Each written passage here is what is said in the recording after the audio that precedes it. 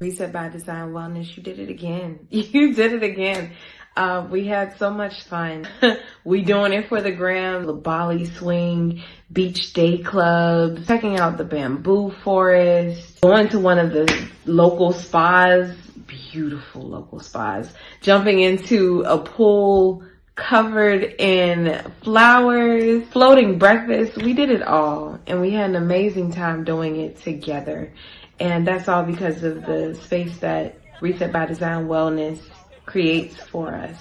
You not only will feel safe physically, but you, more importantly, I feel like, will feel safe mentally and emotionally, which is really the whole reason that we're going on the retreat, is to relax, relate, release, reset, and just essentially come back home refreshed and renewed and ready to take on whatever it is that life is throwing at us. But aside from walking away with tools from the workshops in order to, work on the issues that you may have going on in your personal life, you also walk away with a new community, and you walk away with these women who all are just genuinely trying to support each other. Nobody wants anything from the other aside from a listening ear, perhaps, someone to offer a shoulder to cry on, someone to laugh with, someone to just experience new things with. You walk away with community when you go on a Reset by Design Wellness retreat. So anybody out there, any woman out there who is thinking about going, just go. Come on in, come on in, come on in, not come on in, not come. Sorry, y'all know I'm weird, whatever. Hey everybody, what's up? It's your girl BondyBlue. So let's go ahead. Hey everybody, what's up? It's your girl BondyBlue. Okay, follow me on Instagram and let's get into the video, right? And I'm back. What's up? Hi everybody, how are you guys doing? Okay, hold up, bitch. Okay, on this good Thursday, what's going on? How y'all doing? Just so y'all know, hold up, bitch. Let me get this camera together, okay? Because, like, what the fuck? This good Thursday, there will be no Ooh Ladies First panel tonight. There will not be OLFP. We will be back next week. Y'all know we go 3 Thursdays a month now. October got 5 Thursdays in it, okay? So we'll be here for the next 3. And then we'll be off again. That's just how we do it. All right. Hi. Okay, I got a cute little show for everybody. Let me start off. Shout out to Kimi Kim. Thank you for the super chat, love. Hey, love. Can't wait to hear the latest from you. Happy Born Day lyrics. Sorry if I spelled it wrong. It's cool. It has a K on the end. That's it. But yeah, no, thank you so much for wishing him happy birthday. Yes, he turned 39. Oh my God, he's old. But I put a cute little post online. You heard me. So shout out to my husband. Happy birthday to him. He's a really dope person. I really like him. I decided a while ago I would keep him around. So yeah, shout out to him. Okay. We've been kicking it. We've been friends for a long time. And I've been my husband for a long time too. We've been married for 8 years. It is crazy. Okay. A lot of time to be with somebody, child. That should let you know I love him and I like him. Because I swear to God, I don't like people. Like I do. Like in general. But on a specific level, no. Not enough to be like this. Child, not enough to be with a nigga. Listen.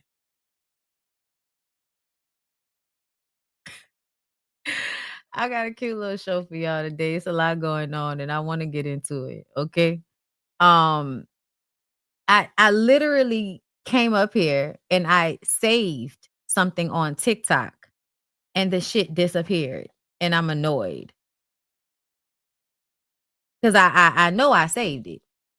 And I kind of want to start with that because I thought it was funny. And I kind of wanted to start in white people news. Okay. So let's go to Todd Chrisley's page. First of all, shout out to the homegirl. Shout out to the homegirl Dominique Morgan.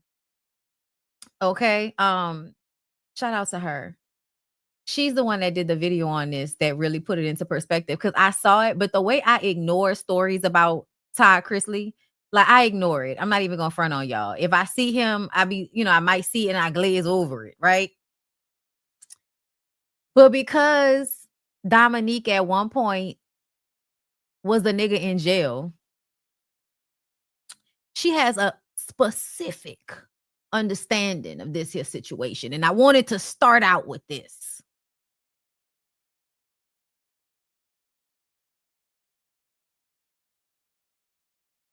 I understand, you know, you know what it is? I'm gonna stop orating to y'all. Okay. I'm gonna stop saying shit to y'all. Okay. Cause I guess when I reference that I'm looking for something, y'all automatically get impatient. Like it took me boo-hoo long to pull that up or something. I'm gonna just stop talking to y'all. That's what I'm gonna do. Because it seems a lot of y'all get bothered by the fact that I have to actually go and pull up stories sometimes, and I may not always have everything that I thought I had because Instagram and all of that plays jokes on you. Okay, technology is fraudulent sometimes. All right, but I love to know how impatient y'all are with me. Thank you so very, very much. Makes my job so much easier. Now, I got it up. Let's get into it. Todd has freed his friend from prison. There's music, but I don't want to get copyright strict. Let me tell you something. They want to hold hands, but they know that's not right. They want to hold hands, but they know that's not right. Do you hear me? He wants to hold his hand. He wants to hold his hand. Todd, why is that hand so stiff? Y'all, they said Todd Chrisley went and got his nigga from jail. That's what they said. I'm also worried about this other stuff. You're not plugged into the scheme set up by Todd Chrisley, to be exact. Miss Thing went back to the prison to get her man, bitch. You know how good dick gotta be to go get a man from the penitentiary? I can't do the music. The penitentiary. And the dick was fabulous. Okay, dick was fabulous.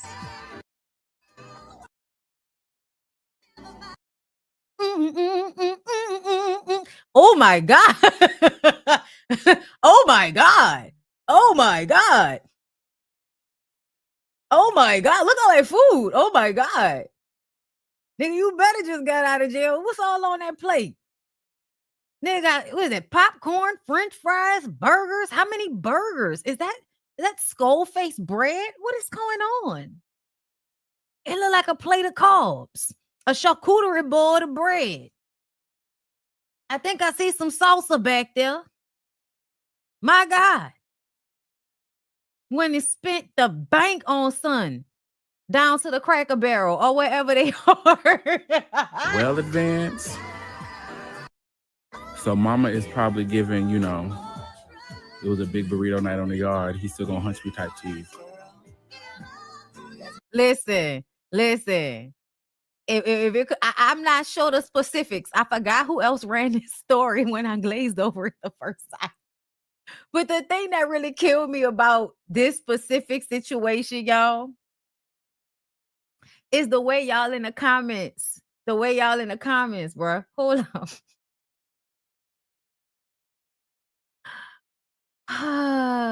Let me see.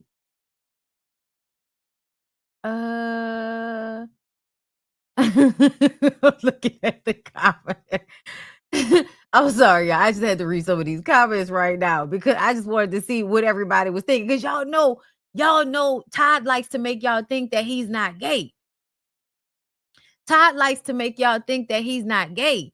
And so people were under Dominique's video and she responded to one of the comments. Nah, not funny. Todd is a heterosexual man. Advocating for the friends he made while in jail. Just because he has been labeled as flamboyant doesn't mean he's on the DL. If he want to support Trump, go after him for that. But he was charged and overly sentenced for some BS. Bitch, I don't know what type of viewpoint you even taking. I don't know whether we taking a viewpoint because we don't believe the man gay. Okay, so we low-key homophobic a little bit because we don't want him to be gay. It's not that we don't think he gay. We don't want him to be gay. That's homophobia when you don't want people to be who they are. And then right here, you got the Trump. Girl, where you snatched that from? Who asked for that? Who brought that up? What that got to do with the price of tea in China? I don't know. All right. And then charged and overly sentenced. When nigga was in jail for 5 minutes. Shut up. I hate when y'all do he was in jail. Girl. Y'all you know why? Y'all just love y'all a white man that talks in a slow southern gay drawl. Y'all love that. Mm-hmm. There's a New Orleans gay man that I think that everybody like because he talks like a black woman. I saw there was another little white boy down to the TikTok that everybody likes, and it seems like they like them because they sound like country black women. It's very, very interesting, bitch. It's very, very interesting. Okay. With all honor and respect, I get it. We live in a world where the trans girls, the gay folks, we are all just an echo and we don't know shit about anything. But I beseech you, prison shit, niggas. What niggas will do in regards to prison shit when it comes to niggas, prison dick, and the power of prison dick. I'm going to trust you on this, sis. Yes. I'm going to trust you. Mm-hmm. Yes. I know what it looks like when you have a hankering for a hunk of cheese, sister. Yeah. I know what it looks like when you've been talking to your nigga on JPay and you've been accepting them calls and you go and pick him up from them people's place. Todd don't live in Miami. He drove to a federal penitentiary to go get one solitary Negro. It's okay to admit that sometimes y'all just don't know what the hell y'all talking about. And I mean that with love. My God. Vaginas, babies, all that shit. I fall to the back, sister. Dick, niggas, penitentiary dick, looking for a nigga in the daylight with a flashlight, and what it looks like when you go and get your nigga when it's time for him to give you some penitentiary dick. Next to my other degrees, put that up there, sis. Have a good day. Listen, I'm going to listen to Dominique when it comes to these things. Okay? Okay. Listen, I know nothing of prison dick. That is not my ministry. But I do know niggas. Okay? I know niggas. So yeah. And I know gay people. I know gay people. Yes, I know. I have a great gaydar and I always have. And y'all may not know this about me, but there are a whole bunch of girls I went to high school with that I told that they were gay before they realized they were gay. It's one of the reasons why people didn't necessarily like me. I was always telling people shit before they was ready to accept it. Okay, my bad. I didn't know. I didn't know how to use my gift back then. I thought I was saying something that you knew. Okay, I was just trying to be like, hey, girl, it's okay. You are gay. I experienced it a lot. I knew a lot of hood bitches with hard hairstyles. Okay? Took all kind of hood dick. Drug dealer girlfriend type bitches. They like me.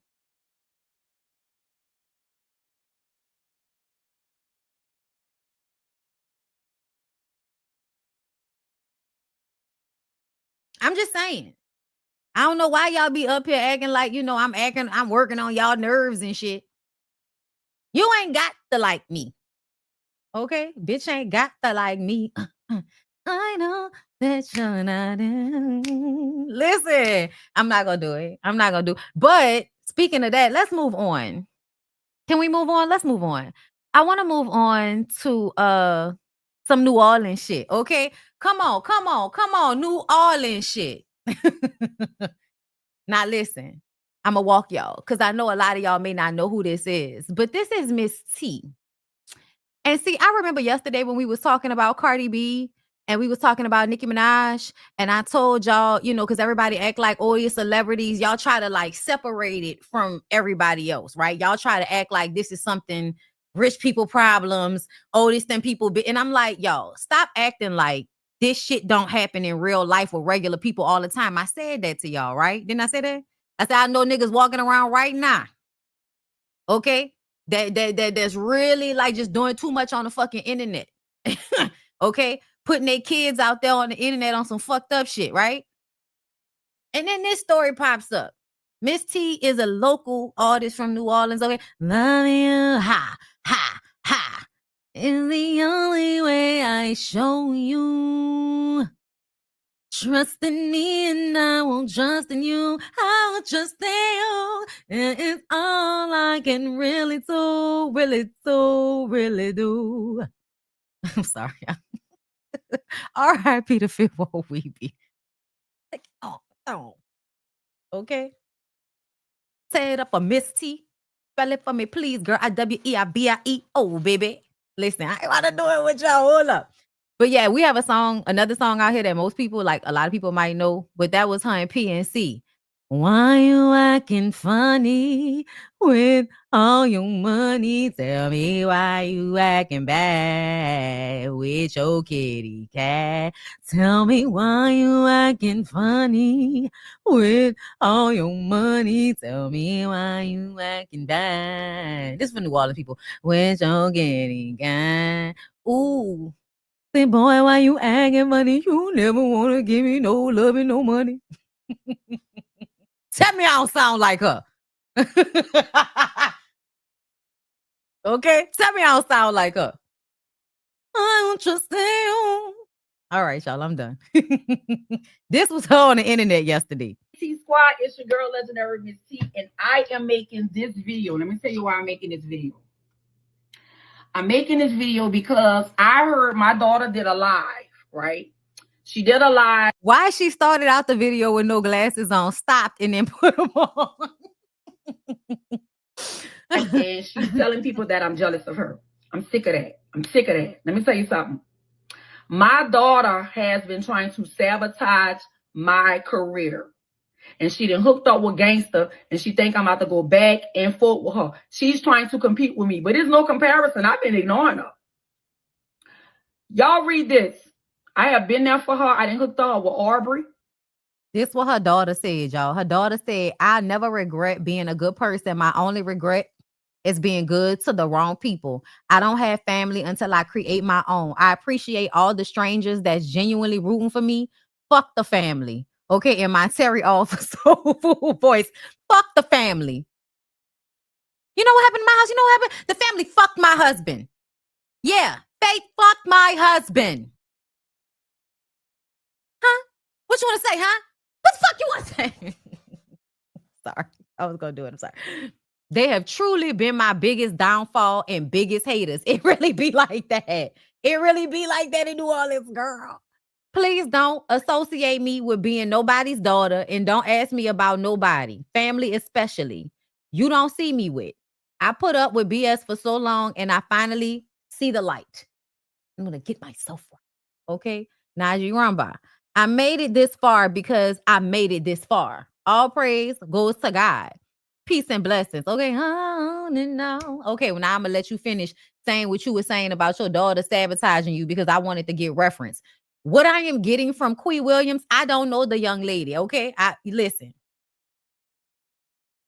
But what I will say, what I know about New Orleans people, I'm about to feel my way through it. The little girl sound like you a fucked up ass mama. And if I know anything about a New Orleans bitch that thinks she T, listen. And look, no pun intended. But the way it's a girl, I just experienced a lot of like nasty shit. Like women that really do talk crazy to their daughters, like in a very like vile, fucked up way. Talk to their children like a hoe on the street. Okay. Their daughter is competition to them in their mind, all that type of shit. So When I hear Quee say, hey, don't ask me about that lady. She didn't even say that lady. She just said, when it come to family, don't ask me about nobody. I ain't connected to nobody. And you don't see me with nobody. Okay? And when I see that, I'm like, okay, girl, this feels like you just want to detach. It looked like we going no contact with our mama. Okay? And when I tell y'all, it's a theme, it's a pattern, it's a pattern, it's a pattern. But y'all gonna keep not listening to people because y'all think y'all think the bare minimum is good parenting out here, okay? But I'm gonna let the lady finish. In the industry, I hooked her up with Fiend. I hooked her up with everybody. I'm not doing it no more. And all the DJs, listen to this. If you hook up with Queen Queasy, you hook up with Queen Queasy because you hook up with her. Do not hook up with Queen Queasy because of me, because this is ridiculous. That her fucking daddy should tell her that she shouldn't go. Hey, T Squad, it's your girl, fucking mama. She think I'm a See how that started off nice? And we went a fucking girl. Listen, New Orleans. Equal, but I'm not an equal. I won't bat the fuck out of her so bad. I haven't seen her since March. So my queen shop. I always like, listen, okay, don't judge me because I'm judging you. I always wonder, do you have braces because you want to get your teeth fixed? Or do you have braces because you want to look like you young? And if you got braces because you want to look like you young,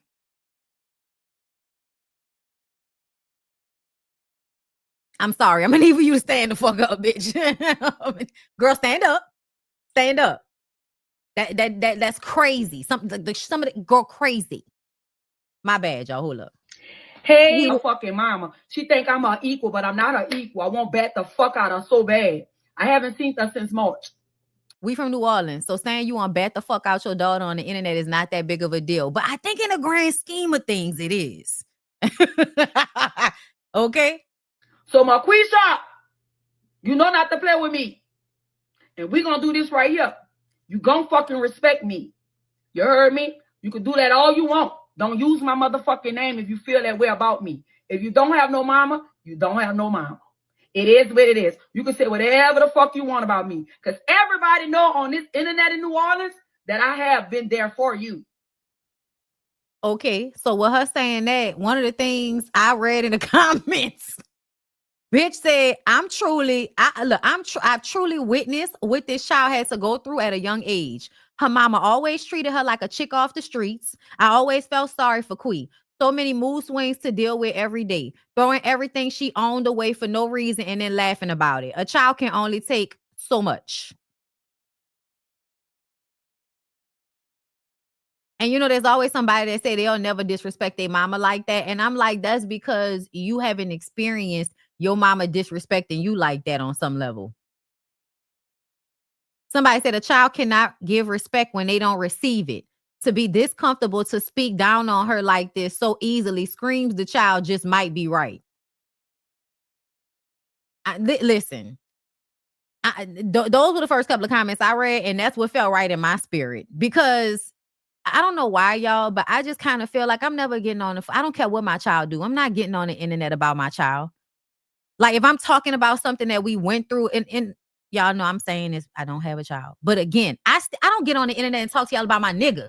Like, I might talk about things, but I ain't never got on here and just start going off about nobody that I'm close to in real life. Shit go down, I add it to the list of lessons. But I'm never getting on the fucking internet about nobody I care about. That's crazy to me. That's crazy to me. And so I imagine if I won't even do it with ex-friends, if I won't even do it with my nigga, I'm absolutely not gonna ever do it with my mama or my daughter, or if I had a daughter, my daughter. Any issue I got, we're gonna talk about it in real life. I'm not gonna get on fucking Facebook. I'm not gonna get on Instagram Live to talk about nothing going on in my family. And it's not just because, I respect them. I respect myself. I respect myself. Everybody don't need to be in your personal business like that. And when you do shit like that, it's because you want the crowd to validate how you moving in your life. You want validation from the fucking internet to say fuck your daughter. And I don't know, y'all. I might be on some other shit. I'm fine with that. But yeah, nah, man. Off rip. Wrong road. Wrong road. Ladies, this is why you have to watch who you sleep with.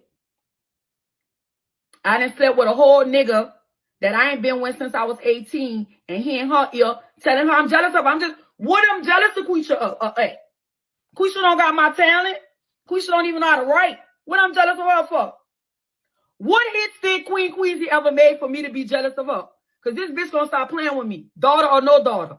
What hits her fucking mama? She think I'm her equal, but honestly, a lot of women are jealous of their daughters. I'm sure people have done psychological studies on it. I know people don't, I might have to look that shit up later. But there's absolute psychology to the way women respond to their children, especially if their children takes attention away from them and they're used to getting all the attention. If their child doesn't act like a secondary figure in their life, like an assistant their entire life, and then also, they got a problem. They don't like that. They want the child to be under their thumb. They want the child to be praising them like they think they fans are supposed to be. So yeah, no, off rip, you saying a lot of fucked up shit. And that's another thing. Y'all speak negative on y'all children in such a way that make me feel like you've been speaking negative, talking about she not as talented as you and she don't even know how to write. You her motherfucking mama. If she don't know how to write, that means you didn't teach her how to write. The way you separate yourself from the culmination of what you feel like your daughter's failures, you need to add yourself into the equation instead of taking yourself out of it. Because if she can't write, it's because you didn't teach her. But I'm not her equal. I won't bat the fuck out of her so bad. She got that I'm jealous of her. You're going to stop saying that. You're going to stop fucking up my name. Quisha comes and sabotage everything for me. Just to make me look bad. For no fucking reason. Because of her motherfucking daddy. So I'm going to so since you want to be heard and you want to be seen and you want to be back and forth, I'm going to put this message up here so I can show people how low down you is, talking about you a good person. Because good people, they don't fuck over good people. You met gangster through me, bitch. You met that man through me. See this comment right here? Who the parent? See, that's why I'm at with it. That's why I'm at with it. You know what I'm saying? Like, look, I'm sorry. I know I look young, but at this point, I feel like I got to start saying it because it ain't enough old motherfuckers acting their age. So I guess I got to just start pointing it out. Everybody I meet Quisha through, what Quisha meet through me, she sabotaged my relationship with Blackie Mile, Fiend, Aubrey, everybody, and she thinks she about to blow up. She not going nowhere. So you don't ever have to say I'm your mama. But what you gonna do? Nah, I'm your mama. When you ready to talk to me, you gonna respect me. You don't even gotta do all this for what? Because everybody know you not good. And that said that I had to come over here and do you this, bitch. Don't fucking play with me. Yeah, like, see this all this all too much for me. I go no contact, bitch. When I tell you, if you think you ever about to get on the motherfucking internet, like this on me, oh yeah, we not talking no more, lady. And I'm not even in a position of like really taking sides. I'm just telling y'all what I think is right and what I think is wrong in the situation. And I don't really see nothing that fucked up about what she said, because she didn't say nothing directly to you. She didn't say my mama, nothing. She just said, I don't listen. This sounds like somebody that's tired. That's what that sounds like to me. But somebody said, Nola chick said, mind y'all business. They did this before, then was back lovey-dovey. Because that's the cycle of abuse that people go through with their parents. I don't know why people think that when you try to go no contact with your parents, it's going to stick all the time. It just doesn't. The relationship you have with your parents is nuanced and complex as fuck. You love them, but they hurt you. You love them, but they drain you. And vice versa. But at the end of the day, I just feel like you should handle your shit in a certain way. And I also feel like if motherfuckers don't want us in a business, because I hate you while y'all in everybody business, but bitch you on the blogs, assholes. Like, oh my God, it don't make no sense to me. We all in everybody business. And guess what? They put it on the internet. Ain't like we sought this shit out. Like we was out here like just peeking through the bush. Bitch, I'm not peeking through the bush at Miss T house so I can hear outside her window her screaming and hollering at her fucking daughter into the camera of her phone. Bitch, I'm not outside their house. What you mean get out their business? I'm sorry. Because I see a lot of that. I see a lot of that. He said, take this down, girl. There's a better way. Listen. Amber knows. How can she sabotage your career? It was years ago and etched in New Orleans history books. I'm trying to understand how she's sabotaging her career too. I am. Because I'm like, how? To me, it sounds like you probably didn't work with these people and you might be on some bullshit. So they don't like working with you as it is. And you just looking for a reason to blame your daughter. This what the New Orleans room said. Allegedly, legendary Miss T is addressing the drama with her daughter after she went live claiming her mom is jealous. Miss T says her daughter has been trying to sabotage her career, adding, she think I'm her equal, but I'm not her equal. See, that'd be a part of the problem too. And I don't mean in a way where a mother that sacrifices herself in ways for her child doesn't deserve respect. That's not what I mean, y'all. But what I mean is, essentially, when one becomes a grown-ass woman, we do become equals. Because how it ends up working out is that I don't have to deal with you if I don't fucking like you. That's how we become equals. Because I can remove you from my situation. I don't have to deal with you. That's how we become equals. When I was a child and I was actually under you, I couldn't do nothing about it. I had to deal with you. But as an adult, we become equals because what are we? Both adults. And a lot of the issue that parents seem to have is they don't respect their children in any capacity. And then they feel like they can punk their kids. They said that y'all shouldn't do that shit in the Bible. Y'all always want to be, using that line about respecting the parents, but y'all forget they tell y'all not to provoke y'all fucking children. And a lot of y'all do shit to provoke y'all children. Like, why would you even be anywhere saying your daughter doesn't have any talent? Why would you ever be anywhere saying some shit like that about your daughter? To me, that means you already been saying shit like that to her. Because what y'all don't want to be honest about is when people piss you off outside your house, the only people you actually have power over is them children. So if you pissed off, you having a bad day, you had a bad day, y'all bring that shit home and treat y'all kids like shit because y'all kids are under y'all. That's why I say that I think parenting doesn't necessarily need to be a hierarchy. And I've heard of other ways of raising children by other cultures. And I feel like some of those other cultures do it better. Because the way parenting works right now over here is your children are at the bottom and you can say and do whatever you want to them. And then when they become adults, they still have to respect you, even though they remember every fucked up thing you ever said or did to them. They got to wash all that shit away. And then you can get in their face or talk to them any kind of way, press them like they a child. And even though they're an adult, they're supposed to cower to you because you're their parent. And I just want to say, that's not how any of this shit works.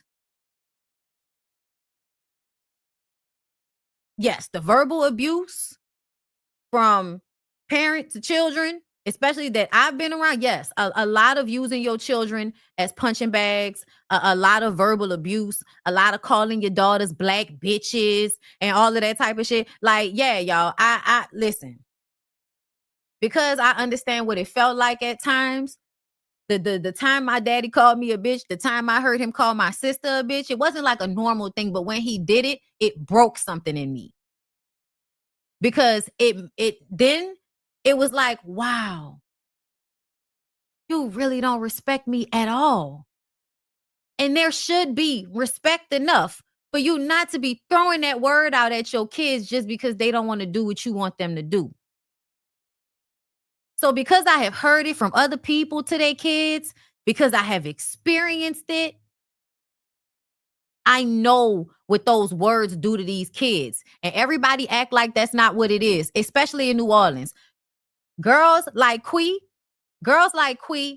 I don't know the girl, but I'm just saying, they'll walk around pissed off and you don't even know why. It's because they had a mama like this. Like, a lot of girls mean mugging, seem like they got an attitude for no reason because they was raised by a bitch that was their first hater.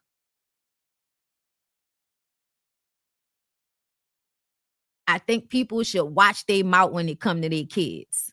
I do. I'm just saying. I wonder if they posted the live that CLIQUE did. I don't think so.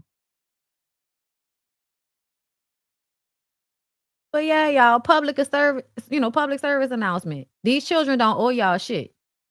I know y'all think they do, but they don't. Because in real life, they could just walk away from you. In real life, they really don't have to deal with that shit once they become adults. And speaking of reasons why, reasons why children run the fuck away. Let's get to this Celeste Rivas situation. Hernandez. I don't like the way y'all are reporting on this story.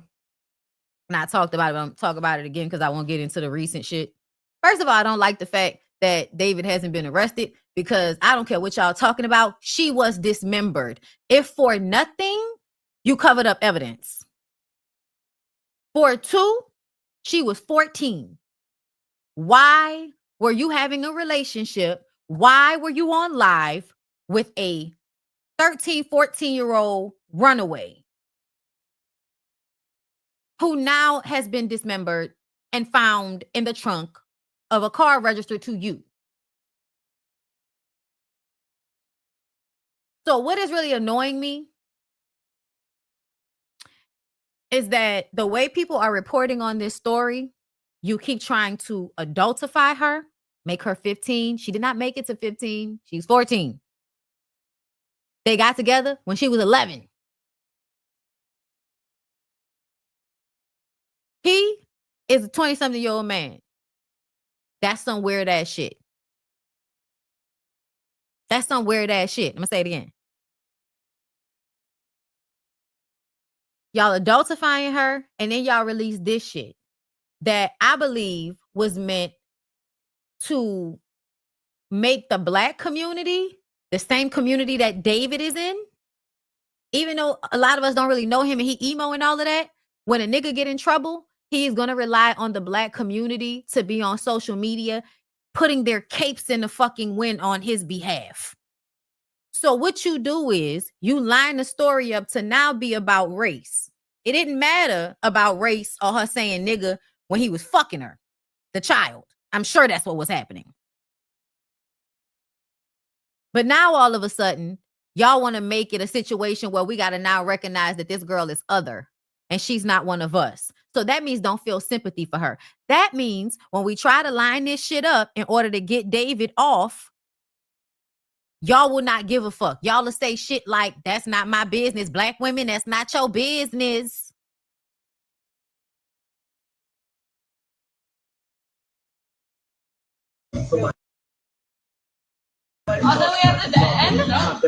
Right there. I'll tell you what. Okay, they doing too much with the music these days. Let me just read the shit. The plot thickens in the case of Celeste Rivas Hernandez. According to TMZ, Nest footage of Celeste allegedly yelling at her parents' neighbors has surfaced online. And the insane part about it is the footage was captured September 24th, 5 months after Celeste was reported missing in April 2024. So let me say this. I don't know why we're acting like this is like so diabolical or so weird. It's giving. She's someone that consistently runs away. So she runs away. Y'all file a police report. She comes home. No, y'all don't say anything, right? It seems as if nobody says, okay, we got her. She's found.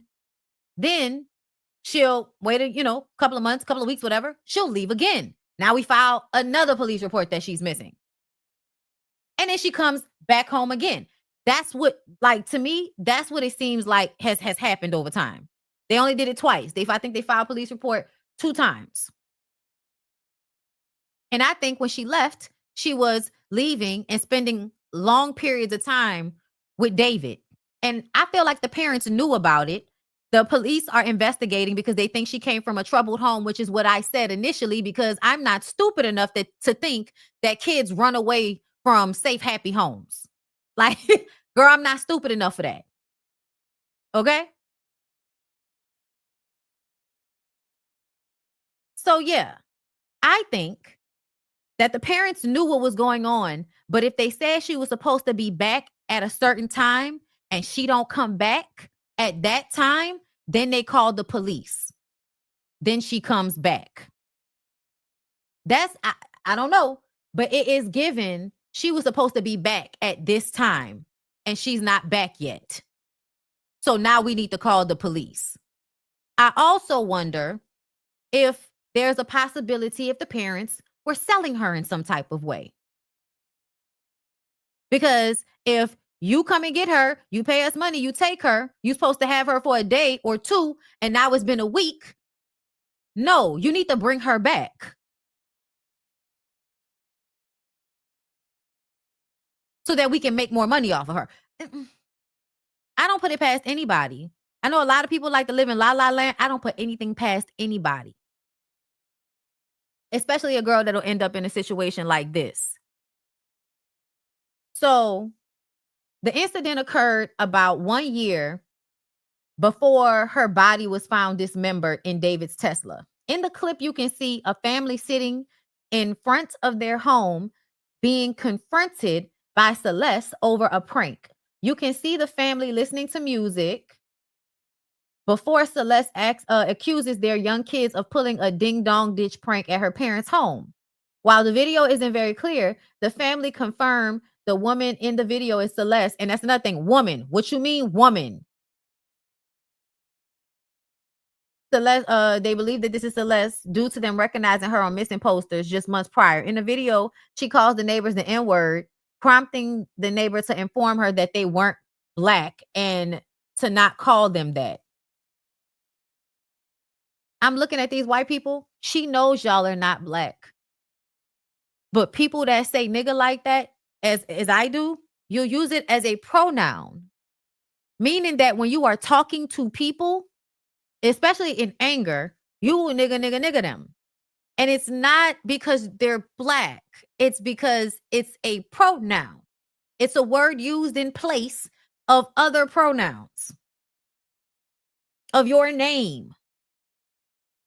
And I know that because, you know, we live in a racist society and Black people are always on the bottom of some shit, we like to act willfully obtuse about this fucking fact and try to make everything that person is racist, and they might be, but that is not the fucking point.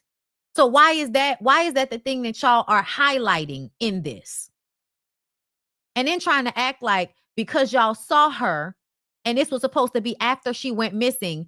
Oh, no. Y'all are trying to use this type of story to gear this to basically push Black people into seeing this little girl as a grown adult woman that y'all should not give a fuck about. Hey, Ziva, I see you in the comments. And girl, no, she did not. Didn't make it to high school. A fucking child. When they said the first time he messaged her, she was 11. I don't know what anybody's talking about anymore. After the incident, they went to apologize, but were greeted by Celeste's father, who seemed unbothered by the situation. The neighbors claim although Celeste was missing once, they saw her back in the neighborhood. They believe she'd been found and didn't think to question the situation. TMZ confirmed the footage was taken September 8th, just one day after her 14th birthday. So both of the parents are in the house. The daddy is in the house. But the nigga pulling up in a Tesla outside to pick up your 12, 13-year-old daughter? Yeah. Y'all doing something. Y'all doing something. TMZ came out with this. More evidence has surfaced of Celeste Rivas' troubled home life. Riverside County Sheriff deputies were called to her house 11 times in just 1 fucking year.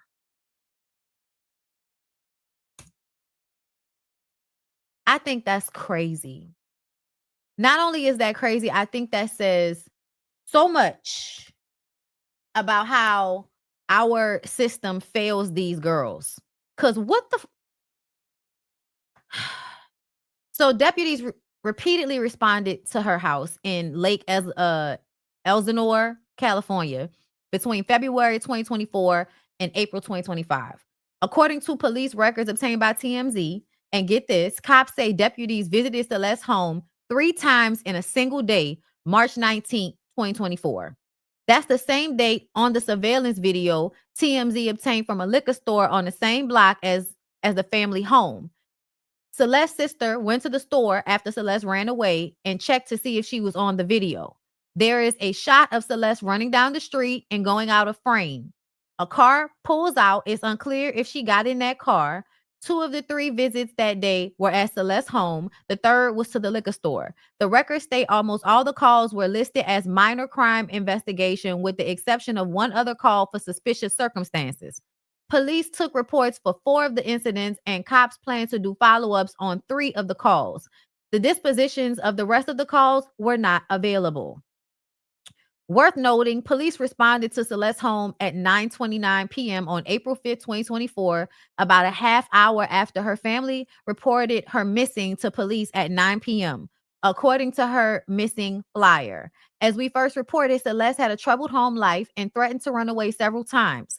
An ex-boyfriend from middle school told TMZ she had joked about it before she actually left.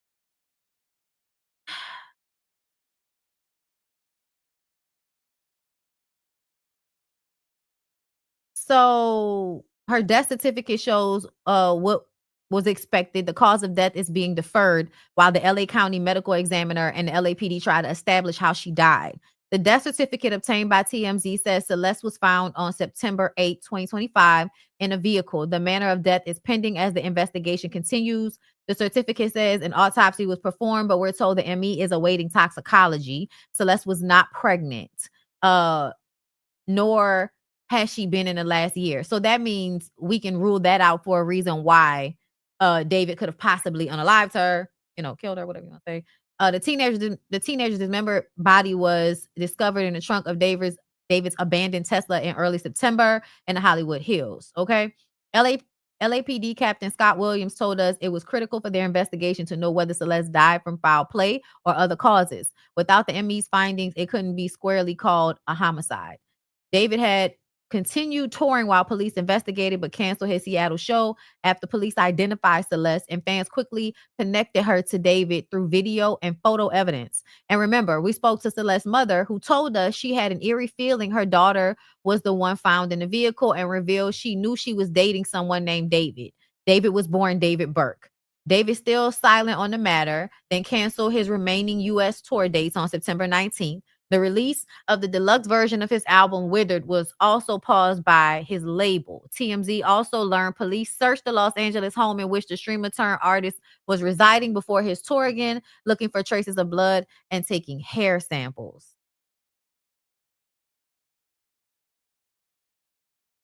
So yeah. They keep reporting, on the situation, but we really don't know a lot.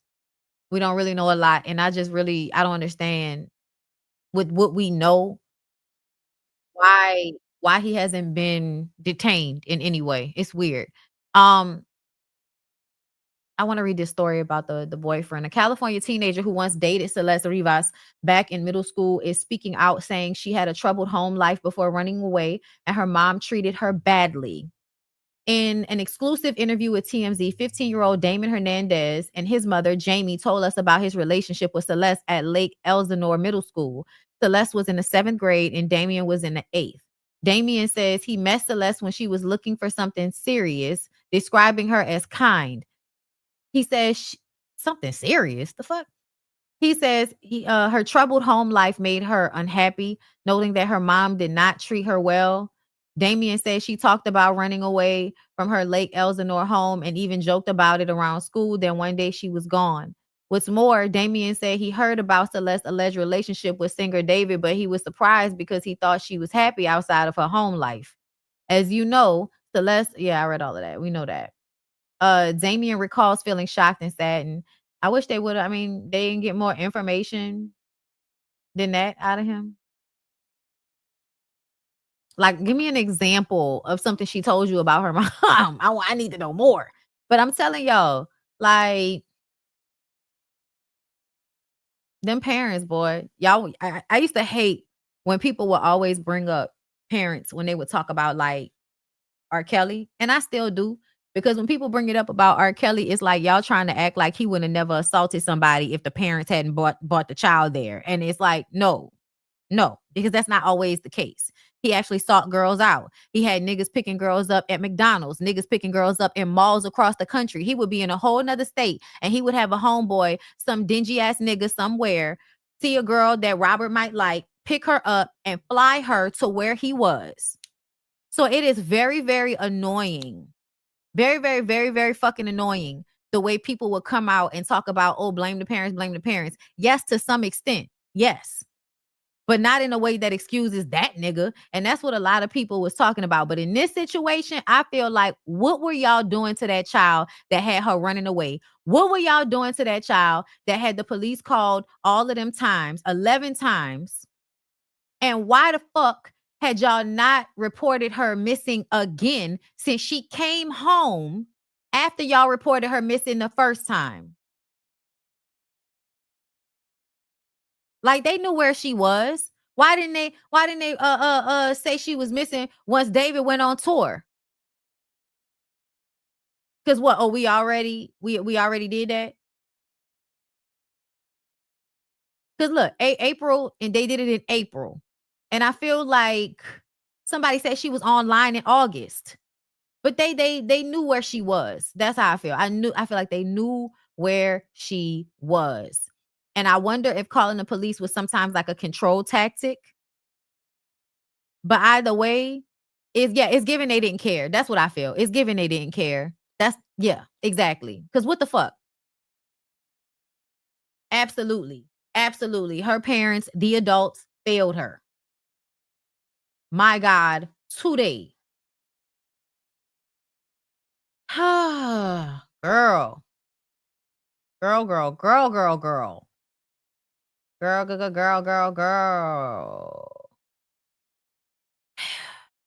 I'll keep y'all abreast. But let's get into Tyrese. Why did y'all use this picture? I hate y'all. According to WSB-TV, a warrant has been issued for Tyrese Gibson for alleged animal cruelty. Cruelty to animals, they say. His Buckhead, Atlanta neighbor claims Tyrese Cane Corso dogs, okay, muscle neck ass dog, allegedly attacked their dog one night after they let their pet outside. They claim minutes after they let their dog out, they found him dead. The neighbor claims Tyrese's dogs are always roaming freely, so they believe they are to blame for the fatal attack. Bitch, you got King Corsos roaming freely in somebody's neighborhood? Like, I'm telling y'all right now, like, the way I would go to a nigga door with a gun if that happened to Olivia or Juvie. Listen to me. If you know you have a vicious dog, if you know you have a dog that's going to eat a smaller dog, can y'all do us a favor and please take special effort to not do that? And even if you don't, because I remember one time when Barack was still alive, God rest my baby soul. But we had him on a fucking leash. And we were about to take them for a walk. And some dog, and people would do this. And I used to do this too. But you're really not supposed to do this. People would leave their dogs out. Their dogs would get loose while they at work. And this lady used to leave her dog outside all the time. The dog had shit on it. The dog had look, her little ass come running in here. You probably done pissed on something. Sorry, y'all.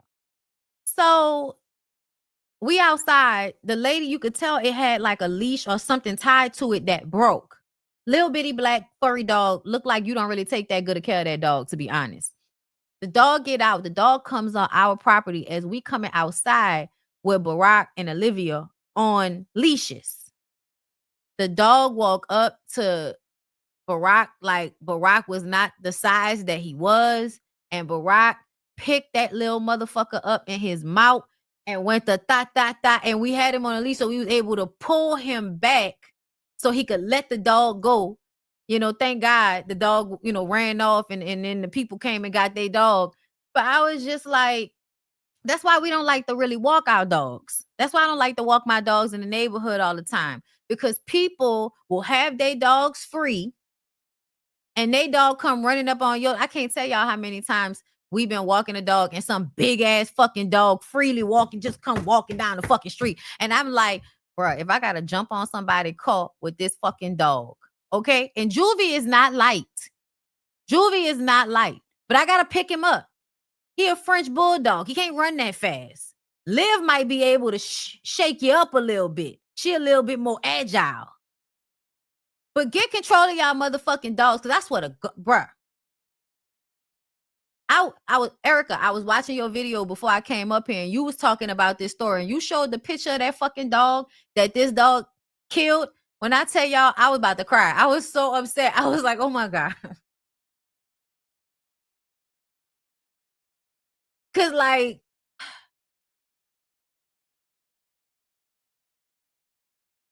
I'm glad my dog is a hood rat. She has, you know, she know what to do. Okay. Tyrese reportedly has received many complaints and warnings for his dogs.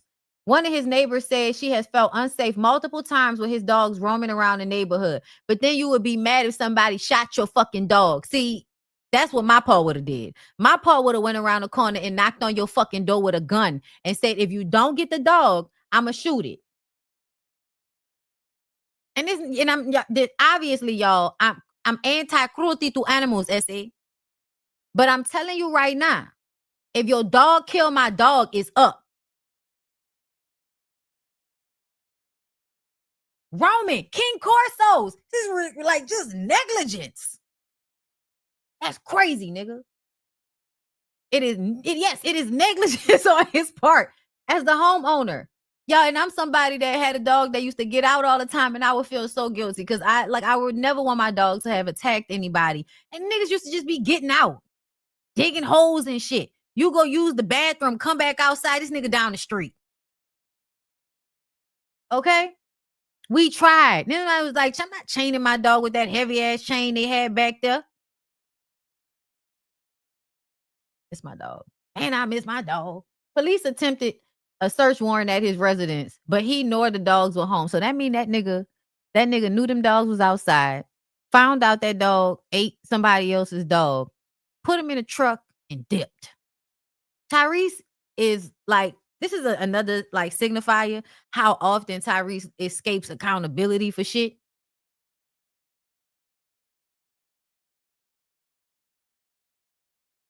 I'm sorry, y'all. Like, I'm very serious about my animals, okay? I love my fucking dogs. I could not imagine, especially Liv. Liv is so small.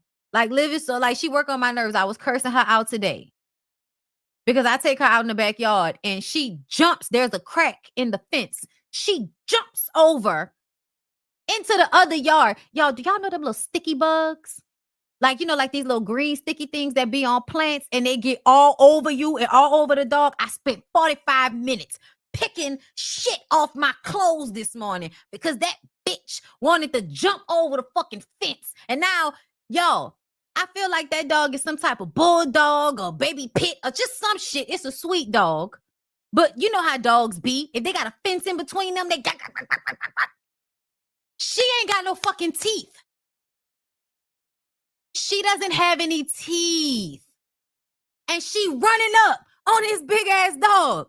And then Juvie, because Juvie is going wherever she going. Yeah, niggas is followers. Okay?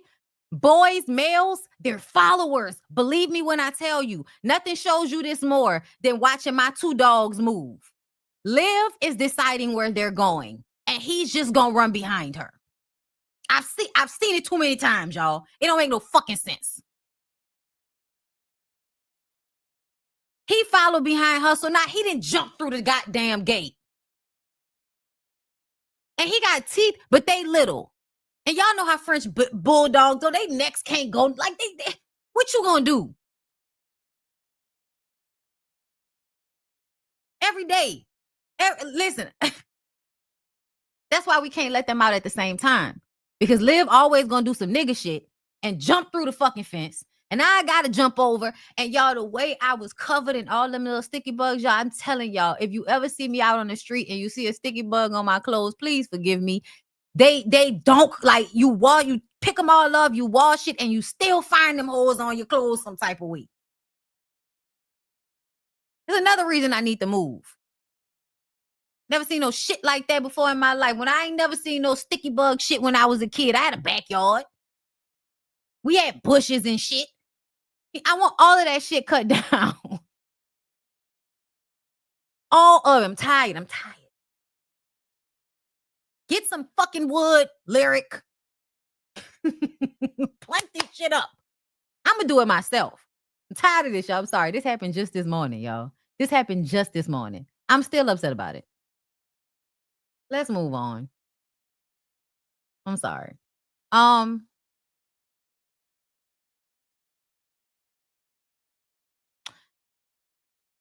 I know there's a lot of shit going on, right? Government shut down. That weird ass meeting they had with the military members. But I'm wondering what the military gonna do, because they basically were, in a schmatzy-like meeting where their dictator told them they had to basically pledge their allegiance to him and his party, which is illegal. The army is bipartisan. It's unconstitutional shit going on every day, B.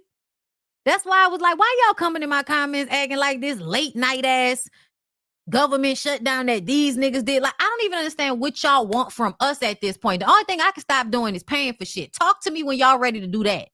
When everybody ready to just stop paying for shit, let me know when we gonna do that. Up until then, stop coming to me like I'm supposed to do something about it.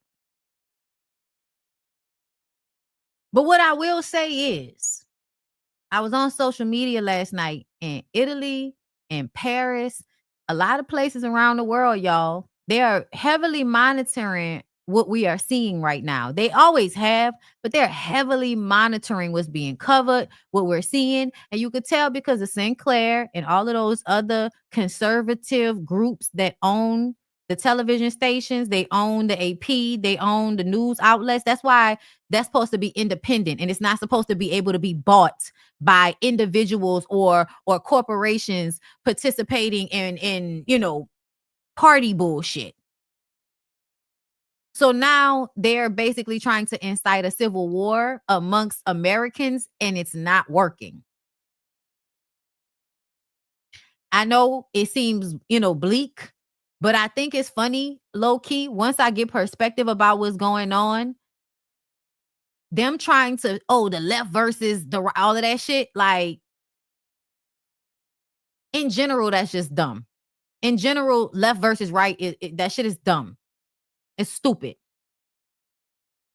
And the way they are trying to use that, talking about the left is the enemy and all of this bullshit, yeah, that's very, very dangerous. And I'm just wondering how self-destructive the white people are going to be. I just want to see, like, how self-destructive are y'all going to be? Are y'all going to switch up?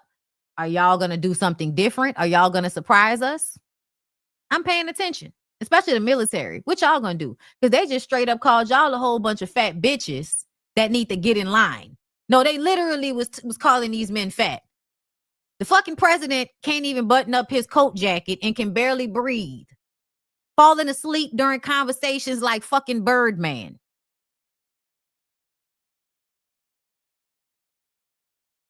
These people are a joke. Like, if it wasn't so dangerous and so diabolical, it would be as funny as it actually is. If this was a movie, this would be satire.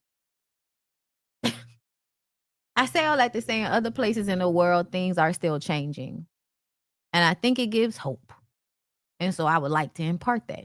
Saudi women can now choose their own clothing without male permission, says Crown Prince. From now on, women in Saudi Arabia will be able to decide what they wear without male permission. To me, I believe this is very, very important to me. And I know people may not see it that way because we get to do what we want to do here. But I don't separate myself from the rest of the world the way a lot of Americans do. A lot of Americans feel like, oh, yeah, we have freedoms here, but that's not them people's culture. Shut the fuck up. If discrimination and oppression and, brutality is your culture, you don't have a fucking culture. Shut up. I don't care what y'all talking about. Everybody should be free, especially women, everywhere. Everywhere that women walk, that women breathe, they should be free. They should be able to do whatever they want to do within reason. And when I say within reason, I mean without harming other people. Not your sensibilities, not your fucking feelings. Nobody cares about that. But to me, I'm about the liberation of all people. And I know that in the places that have been oppressive, when people start to get liberation, that's a good sign. And this looks like a little bit of liberation to me. So, don't fret none, people. Okay? We're going to get it together. And if we don't, hey, we'll be back. I know they don't like to tell y'all we reincarnate. A lot of people don't like to believe that. It's the truth. Okay? Like, just, girl, feel how you want to feel. You're going to come back. Okay? We kind of are the ancestors, bitch. We kind of are. We kind of are them. They are us. Okay? We just don't necessarily remember. So, I wonder what's going to happen with this. This is very interesting. I wonder what's going to happen with this. So, Corey Lewandowski, Donald Trump's former campaign manager, appeared on Benny Johnson's The Benny Show and made some bold comments about the 2026 Super Bowl halftime show and Bad Bunny. When asked if ICE agents would be at the big game, Lewandowski gave a cringy response. And I quote, "There is nowhere you can provide safe havens to people who are in this country illegally. Not the Super Bowl and nowhere else. We will find you and apprehend you and put you in a detention facility and deport you." Lewandowski came for Bad Bunny too, claiming that him being selected as a performer wasn't inclusive. He said it's shameful that the NFL picked someone he claims seems to hate America for the halftime show. He says the league should have chosen entertainers who bring people together instead of separating them. I don't know, my friend. You motherfuckers sure do love everybody else's culture until they're asking for equality in laws and shit and representation. But don't y'all hoes love going on vacation in Puerto Rico? Don't y'all love going down to the Mexican restaurants? Oh, burrito quesadilla eating ass bitches.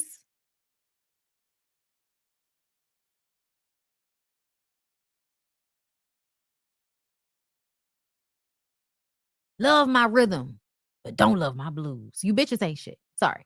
This is actually Bad Bunny's only U.S. performance this year. Last month, he told ID Magazine that fears of ICE raids are part of the reason he's skipping the U.S. leg altogether. Hopefully nothing crazy happens during the Super Bowl, but it seems like there are already nefarious plans in motion. I can't wait to see how y'all try to drag motherfuckers out of a Super Bowl.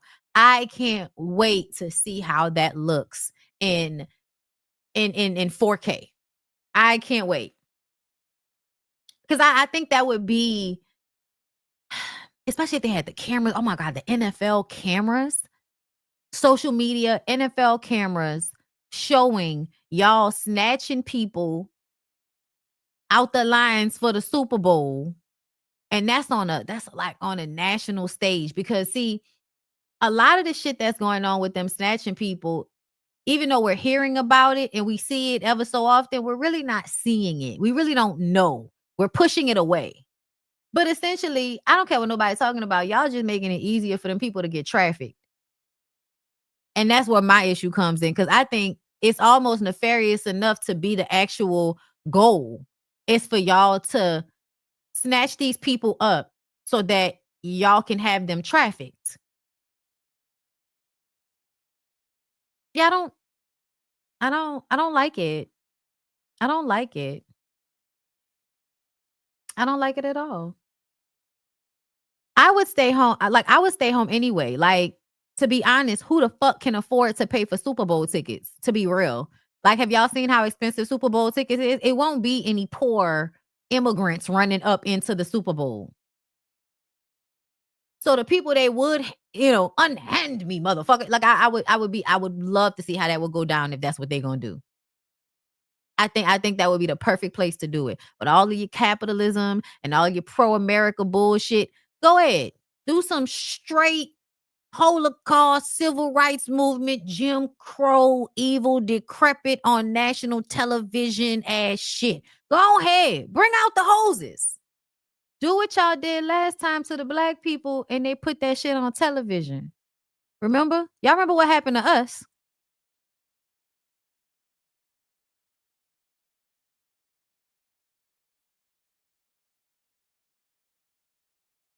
Because y'all know that's where they got that from, right? Everything that they did during the Holocaust, everything that they're doing now, they got it from what they did to us during the civil rights and Jim Crow. Yeah. Yeah.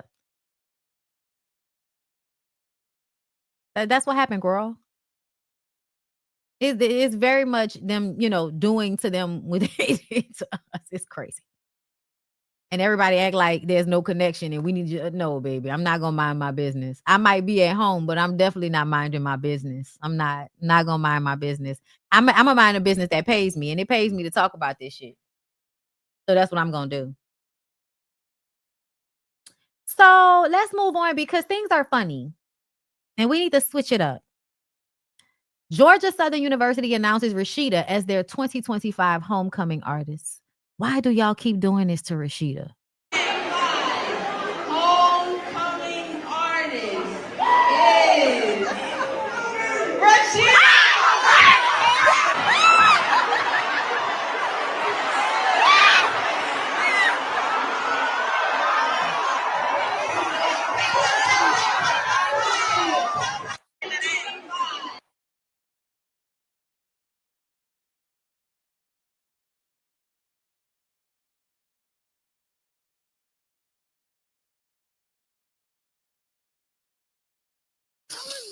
Somebody said it's mean.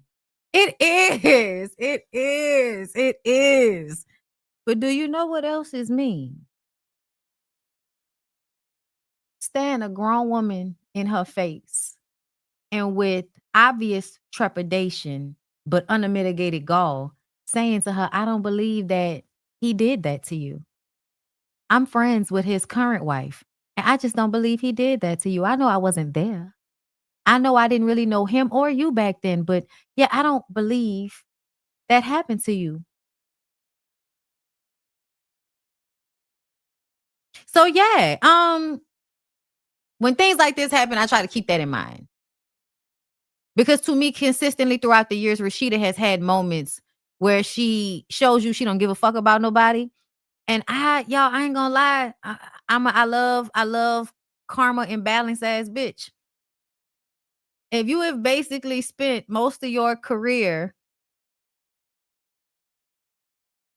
abandoning yourself for a nigga, first of all, but then also treating people like you don't give a fuck about whether they like you or not, to the extent that you are now unlikable. I'm just saying, like, I kind of, I like Rashida from before all of this. So it's really hard for me to say I don't like Rashida.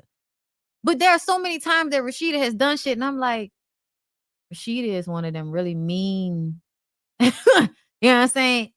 Like just mean, ill-natured ass bitch. You know what I'm saying?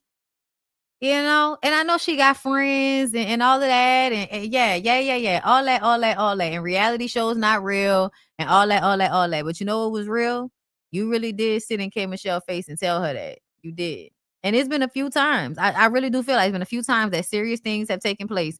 And the way Rashida responds to things is as if she has no emotional capacity for anybody outside of herself, it seems. I hate to say it like that. But I know that was cool, like back in the 90s and shit, for you to be so stoic as a woman. But there is something about Rashida. Yeah, she's cold. She's cold and unemotional in a way that makes her unlikable. And so when shit like this happens, it's like, damn, why y'all keep fucking with that lady? But also, it's kind of giving you reap what you sow. I hate to say it like that, you know what I'm saying? Because everything that happened to everybody ain't that, you know? But with this, it does kind of feel like the coldness that you have to other people, they have it towards you. That's what it feels like to me. But I just want to play it one more time because of the way that man walked out on crutches. I want to the beginning. Homecoming artist is Rashida.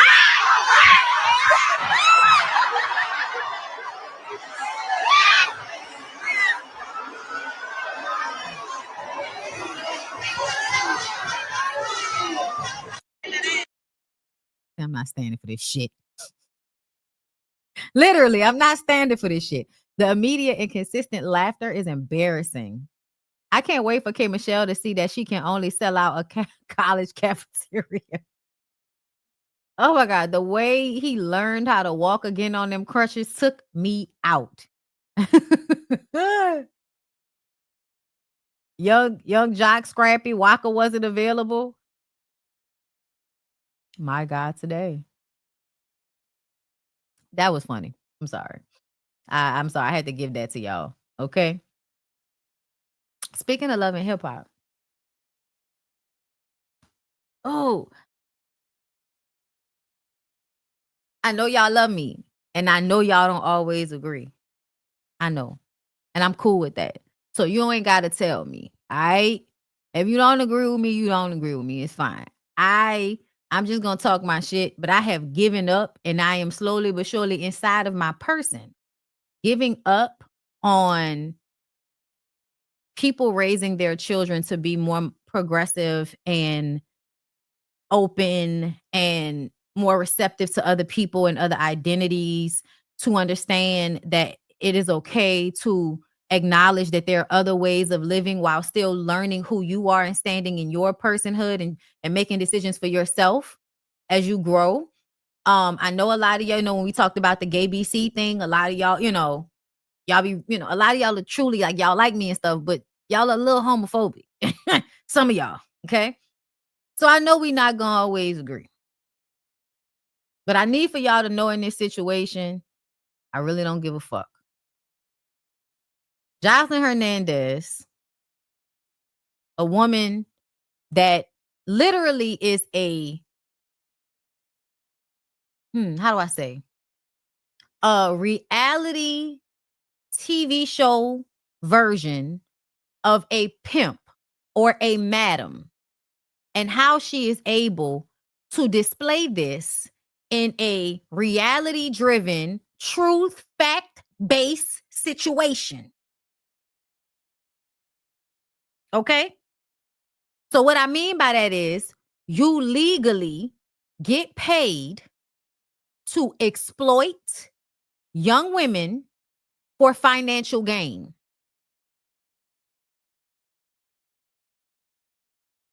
The dancing, the demeaning them, the degrading them, the making them fight each other. I know we don't all feel the same about these things. A lot of that shit is entertaining. Cool. To me, you cannot separate Jocelyn Hernandez from what she does on Zeus Network and what she did on Love and Hip Hop. Those two things cannot be separated for me. I don't give a fuck how many pictures or videos of her daughter come on the internet to make her look like a good mother. But I know better that I don't give a fuck how articulate, how smart, how well put together a child can be. Their parents can still be fucking assholes. I have a strong disdain for people who have such large capacities for hypocrisy, right? You will make songs and do videos and literally lick coochie on national television. The type of situations we done seen Jocelyn in over the years and still on this show. Jocelyn was just online the other day talking about how, you know, she might go fuck another girl, you know, if her man do something to her, she might go fuck another girl on him. She was just up here talking about her own gayness. We've seen it. Some of y'all stupid as fuck. I cancel an app that my daughter watches and I don't like what they showing, so I cancel subscription. It has nothing to do with no messy shit or no Zeus or nothing to even and nothing to do even with me. Yeah, that doesn't make any sense. Decisions that you make, the way you think about the TV show she was watching, yeah, I'm sorry. Those things all do have something to do with each other. Yes. How your mind works, how you think, the decisions you make, and the things that you impress upon your kids, yeah, that shit go together. Sorry to blow it for you. So just like I said, no, bitch, you're not going to be able to be a pimp on Zeus Network and get your fucking ass on the internet and be anti-LGBTQ and then ain't nobody going to say nothing about it. No. I don't want my 8-year-old watching stupid shit until she gets old enough to watch. Because they not polluting her brain. She a genius and will stay that way. No confusion allowed in my home. So when Melissa, the stud, your homegirl, comes over in her cat daddy shoes, that's cool. It's not the park. It's me. I'm trans, Norma. And everyone at school knows, and everyone at home knows. And being here, it's like a whole new place. So apparently there's a cartoon. I don't know if the cartoon is for kids or not because a lot of cartoons are made for adults. There was literally a channel that used to have all of these shows on it that are made for adults. It was called Adult Swim. So there are a bunch of fucking shows that are cartoons that are not geared to kids. That's the first thing. Second thing, y'all, middle schoolers, teenage kids exploring their identity, they will feel that they are trans. They will. I don't feel like anything's wrong with that. I just don't, y'all. I'm sorry. I can't be in that with y'all because I don't see the big deal. I don't. I feel like people should be able to communicate their identity however they see fit. And it does not mean anything to mine. It doesn't encroach on mine. I am who I am. They are who they are. I don't see anything wrong with it. And I don't think it's confusing. I don't think it's confusing at all. Some people feel this way. Some people feel that way. If I had a kid, I would just be like, hey, this means don't be mean to other people. Figure your own shit out. Don't do what other people tell you to do. And don't do what somebody else does just because you like them or something. And y'all don't never teach y'all kids about that because y'all kids be some fucking followers out here a lot of the time because the adults are followers. And yes, identity is not sex. But it is about the ability to dress how you want to dress, to explore yourself and be who you want to be. Show up in this world how you want to show up in this world. I think children are allowed to explore that, and they should be able to explore that in the safety of their parents' watchful eye.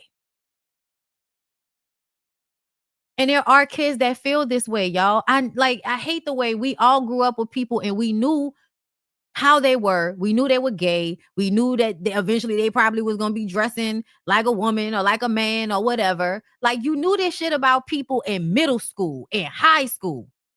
But for some reason, y'all think their brains aren't, I don't know, formed enough to say, I like this, I like that. Fine. So I'm guessing this was either Netflix or Amazon Prime, Netflix. So she canceled the whole fucking subscription for that one show that she really didn't have to watch. To me, it sounds like you want to get rid of the app because you don't want to have to dictate. You don't want to have to go through and make sure, see what she's watching at all times. Sounds like you want to be able to, you know, well, I don't like nothing on this. I'm going to just take the whole thing off. And then you posted it because you wanted everybody to know what you did, because you was trying to make some type of fucking statement. Because why would you even post it? Because you wanted validation in your trans homophobia bullshit, even though you're gay as fuck. I don't get it. And I also feel like that's some lazy parenting shit, because I feel like there are like ways for you to control what your children watch on these apps. There's a actual kid like tab. I don't even think that show was a kid show. It was just a cartoon. But even if it was, y'all just want y'all kids to be intolerant of other people. That's how I feel about it. You wanting your kids to not know that there are trans people in the world means you want your kids to be intolerant of trans people. You want your kids to view them as inhuman, weird. You want your kid to bully them. You want your kid to be like, ew, get away from me. You're weird. Like that's what y'all want to do. That's what that is to me. To me. Elon Musk calls for Netflix boycott over trans-themed kids show. Now, ain't this the motherfucker we just heard is a part of that group of niggas that like to bully men into becoming femboys and shit? Mind you, he got 2 trans kids that have taken his last name off of theirs. Let's not even get into how we just found out that his daddy likes to fuck family members. Worse shit to be worrying about, right? This is from a children's cartoon on Netflix called Jurassic World, Camp Cretaceous. Since when has something like this been considered appropriate for children? The only thing that pisses me off about this is if it was a man and a woman kissing, then it would be appropriate. If you feel like seeing adults kiss in cartoons is a problem, I don't know what cartoons you grew up watching. Okay? Because all of the cartoons always have love interests, romantic relationships, even like what you call them, even Animaniacs and Looney Tunes and all of that shit. That shit would show niggas chasing women and taking kisses, and low key, you know, sexual harassment happened in cartoons when we was growing up. So when y'all talk this shit about when was shit appropriate for children, what cartoons did you grow up watching? The parents on Rugrats kissed. Y'all just don't want people to think that y'all don't want them to see that the gay parents also kiss. Only the straight parents can kiss in TV shows and films and movies. Your children not supposed to see that gay people kiss. Y'all are weirdos. Them children go to school with people that got 2 moms. Them children go to school with people who got 2 dads. It does need to be normalized for y'all to see people in same-sex relationships. It's not wrong. It's not bad. As long as everybody is an adult and they want to be there, it is no dirtier than seeing a man and a woman kiss. But I would just like to tell y'all that we grew up on cartoons that showed sexual harassment. So get the fuck out of here with that shit. Just saying. Just saying. But that's y'all girl. That's y'all girl. And I know somebody gonna be so mad at me. I implore you to understand how much I don't give a fuck. So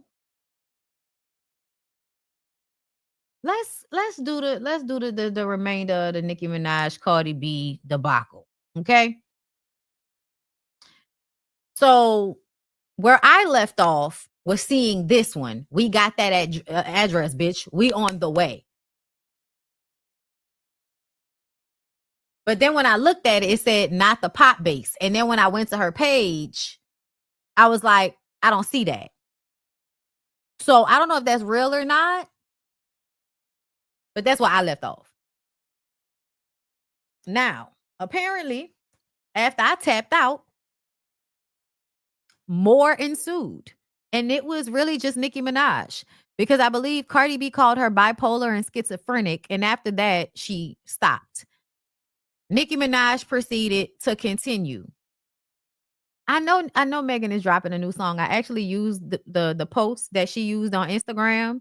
I posted it for my husband's birthday. My man. Yeah, I had to do that. That was cute. So Nicki Minaj, we will boycott every company attached to her, just like we did with BET. Every company that enabled, I feel like she's in her house, like typing, like she's a Golden Lord leader or something. I want to talk to all of the world leaders. Okay, that's how I imagine. We will boycott every company attached to her, just like we did BET. Every company that enabled her disgusting remarks about children and other marginalized groups. My God. For years. You had 3 days to cut all ties. That is it. That is all. Enjoy your day. We have the receipts. And if you are still underestimating my influence, try me. Okay, it is very much giving Golden Lord. Golden Lords? Barbs? Are you there? Does she think they can hear her when she's like talking in her room into the sky? You know what I mean? Barbs, I know you can telepathically hear me. And wherever the barbs are, they just sit up straight. They just start hearing her in their ear. Boycott that bitch by all means. You have to choose a side. This bitch is crazy. This bitch is crazy. Let me see. That's it. This bitch is crazy. Let's see. What else?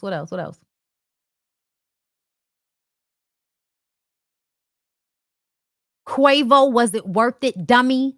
No career. Take off, gone. Remember you told me you were the Beyonce of the group? I laughed so hard inside. Anyway, pay Offset his alimony, Barney B. I don't know. I don't think it's funny to laugh about shit that, might happen to you in the future. Because if that nigga ever decide he don't want to be with you no more, he absolutely gonna come for the loot. Give me the loot. Give me the loot. Let's get into the sabotage of my tour with Future, which then became my tour with Juice WRLD, who coincidentally died on my birthday.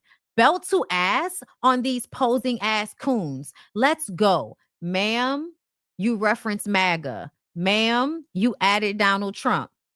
You're a coon. It's you. That's you. It's you. Jay-Z so jealous of Nas. I was sued for hundreds of thousands over the song I did with Nas. It never saw the light of day. Cassie, no, your number is called. Casino? I don't know. Or I don't know what's going on. She's just talking. That's why I don't get some of the fans.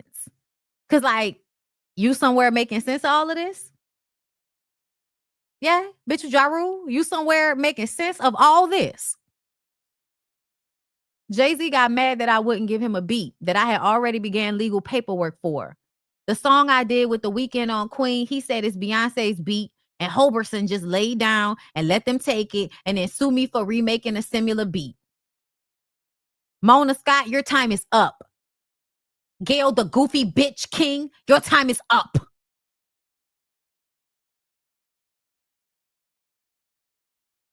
Y'all don't think that lady just kind of like, just a little hospital worthy? Just a little.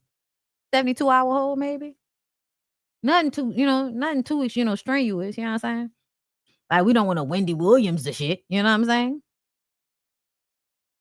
Zeus, your time is up, Pookie. Rico methinks. Allegedly. Child, she be listening. And she apparently is listening to Cardi's album because that belt to ass line, I was like, oh, you like that song, huh? Y'all, I'm telling y'all, that bitch been in the basement of her house, okay, in a dark room with pink lights, listening to this bitch's album. Like, that's what it feels like. It feels like she's, go, get out of here. Don't talk to me. Don't talk to me.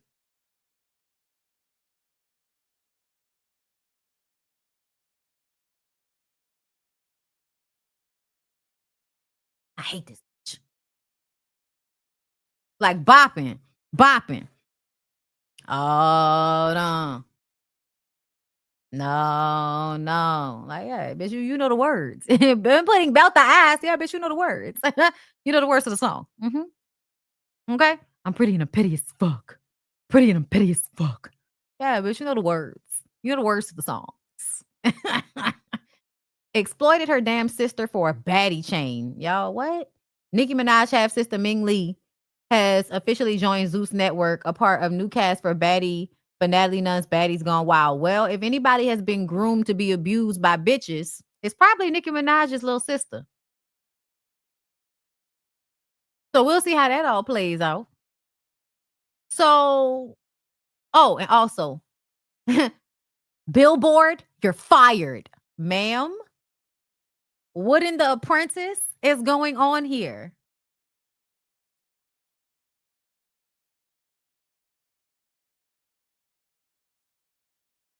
It's a good picture. Billboard said Nicki mentioned, people are laughing at you. They're not taking you seriously because you're online, spazzing the fuck out. Just typing and typing and typing. You should have carpal tunnel at this fucking point. The thumbs should hurt.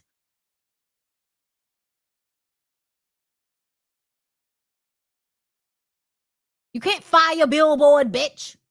Weird. This is how look. It's been so many people that I follow on TikTok that I did not know was Barbs. I mean, hoes be online talking about so is above, so is below. Niggas is online talking about spiritual, metaphysical shit. All of it be making sense, right? Because I'm deep. Right? No, I'm deep. I like all the metaphysical energy, manifestation, girlies and shit. You know what I'm saying? And then they get up online yesterday saying shit like this. What we not about to sit here and do is rewrite history from some shit that happened 48 hours ago. Nicki came online after Cardi numbers got released for her album because Cardi been baiting and shading her all track and week, and came on here with a good kiki because she kept saying she was going to outsell Nicki Minaj. Y'all can debate amongst yourselves if y'all feel like that's what the space was about, Glorilla and Lotto and the other girls. If she was going to outsell, she can easily outsell 70,000. She could easily outsell 50,000. She can easily outsell 76,000. That was Megan's numbers. We knew she was going to do at least 100K. The goal was Nicki Minaj. I digress. Nicki came online with a good kiki about the album sales. You said you was going to outsell me. You've been shading me and baiting me all week. I'm here. This is funny. They're going back and forth. Nicki calling Cardi ugly, saying she can't rap. Cardi brought up her brother and her husband and her son. Talked about her scrambled eggs because of drugs, allegedly. Nicki then starts to talk. What we not about to say? Nicki then starts to do what? You see how she left all of the other shit out? See, I was doing it step by step, tweet by tweet, stone by stone, yeah, bit by bit. A lot of you all don't know what was going on, apparently. But this is the type of logic the girls is coming with. And I'm just like, I need for y'all to actually produce the example of Cardi saying she was going to outsell Nicki Minaj. I need y'all to go find that for me. Pronto. Because I have not seen not a fucking blog post about that. And even if that was the case, y'all believe that that's enough for this lady to be online going back and forth, back and forth, back and forth, back and forth, to the point that she start calling a little girl ugly. And see, I could call out Cardi B for stooping and being down here with a bitch doing all of this shit when you really didn't have to. I can point her out for acting like an ignorant motherfucker. I can. But y'all are out here. Y'all are in space. Because I'm trying to figure out what the fuck are y'all looking at? What are y'all watching? Have y'all read any of the tweets? Because I don't know how you think a bitch is sound of mind right now. It's like she does this very immature, childish shit. And because all of her fans are younger than her, everybody is like, so she said something first. She was throwing slugs at her. And so she started it. Girl, please. Girl, please. Girl, please. Girl, please. Girl, please. This shit didn't start this week. Nicki Minaj been dragging her ass on the internet, talking shit into the abyss about everybody. It was Beyonce like 2-3 weeks ago. Y'all hoes was quiet. But as soon as Cardi B's album comes out, the numbers come out, we see what she done did. Y'all seen people bumping it. Now y'all want to get online with revisionist history talking about it's a flop, it's a flop, it's a flop. It's not a flop. It's not a flop. It's not. To today's standards, not a flop.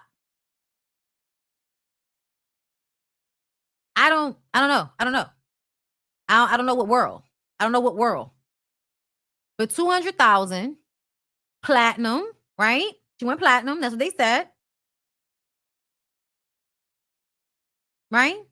The new tracks are hitting. It's not just the 2 old tracks that's on the record. We're listening to the new tracks.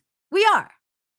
Hello, it's me. Hello. Listen, I haven't learned all the lyrics yet, but I'm on it. And a lot of people I know are on it.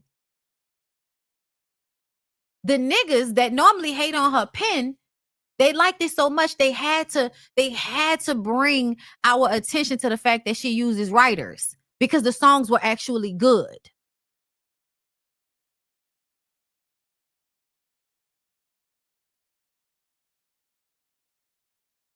It's weird. Very, very weird the way y'all act. Now, what did Tia Kemp say?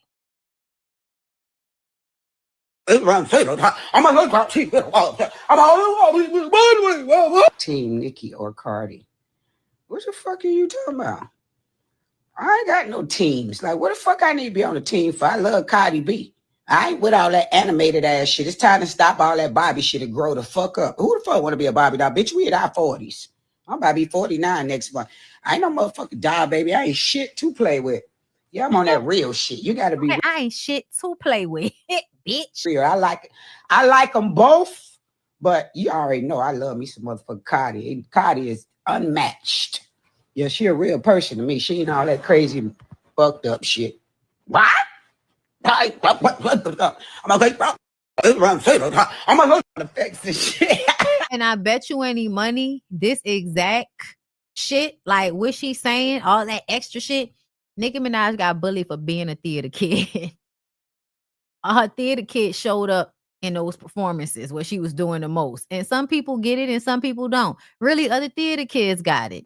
Okay? The white kids that like grunge and pop music, they got it. You know what I'm saying? The Romans revenge people. Should have said, thank you, no, you little whore. I'm gonna wrap your coffin in a ball. Took the spot. Wait, bitch, you mad? Took the spot. Bitch, if you ain't shitting, then get off the pot. Got some niggas out in Brooklyn that'll your top. Okay, what? I hear the mumbling. I hear the squimmling.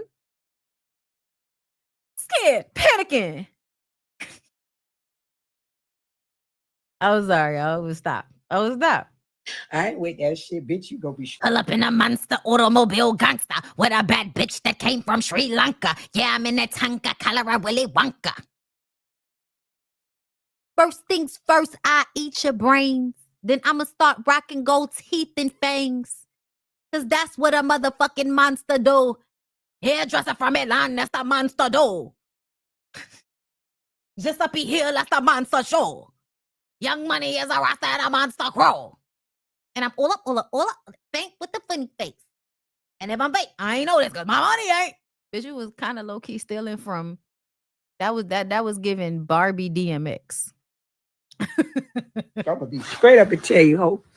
Face pretty. I know I go probably win a pageant, baby. Yeah. Shit. I want you to understand every motherfucking thing I'm saying to you, ho. I'm gonna cuss your ass out. Now with all that. I just come and talk to you. See, I'll tell you what. Yeah, fuck all that shit. You a pussy ass, swole face, ugly ass bitch. Your mama ain't want you, big ass, baby ass bitch. Y'all say it out loud. Fuck all that other shit. Bitch, I don't give a fuck what y'all motherfuckers say. Or who are y'all like right now? Right fucking now. We don't want to hear nothing about no old albums and all that other shit. It's about I am the drama right now. Stop it. Stop it. Stop it.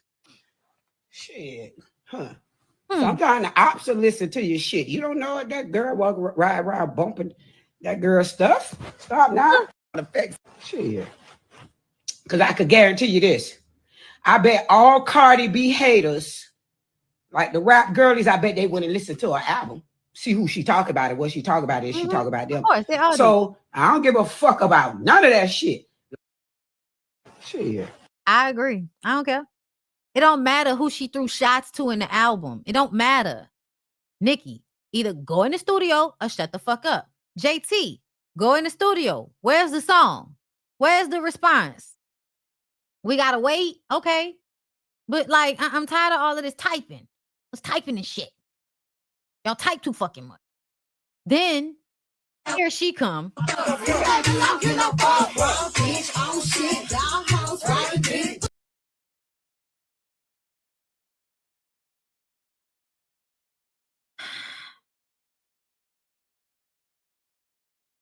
Y'all think just because bitches get online, oh, he's smacking the ass all hard and in the wrong spot. I don't know what's going on. That's too much.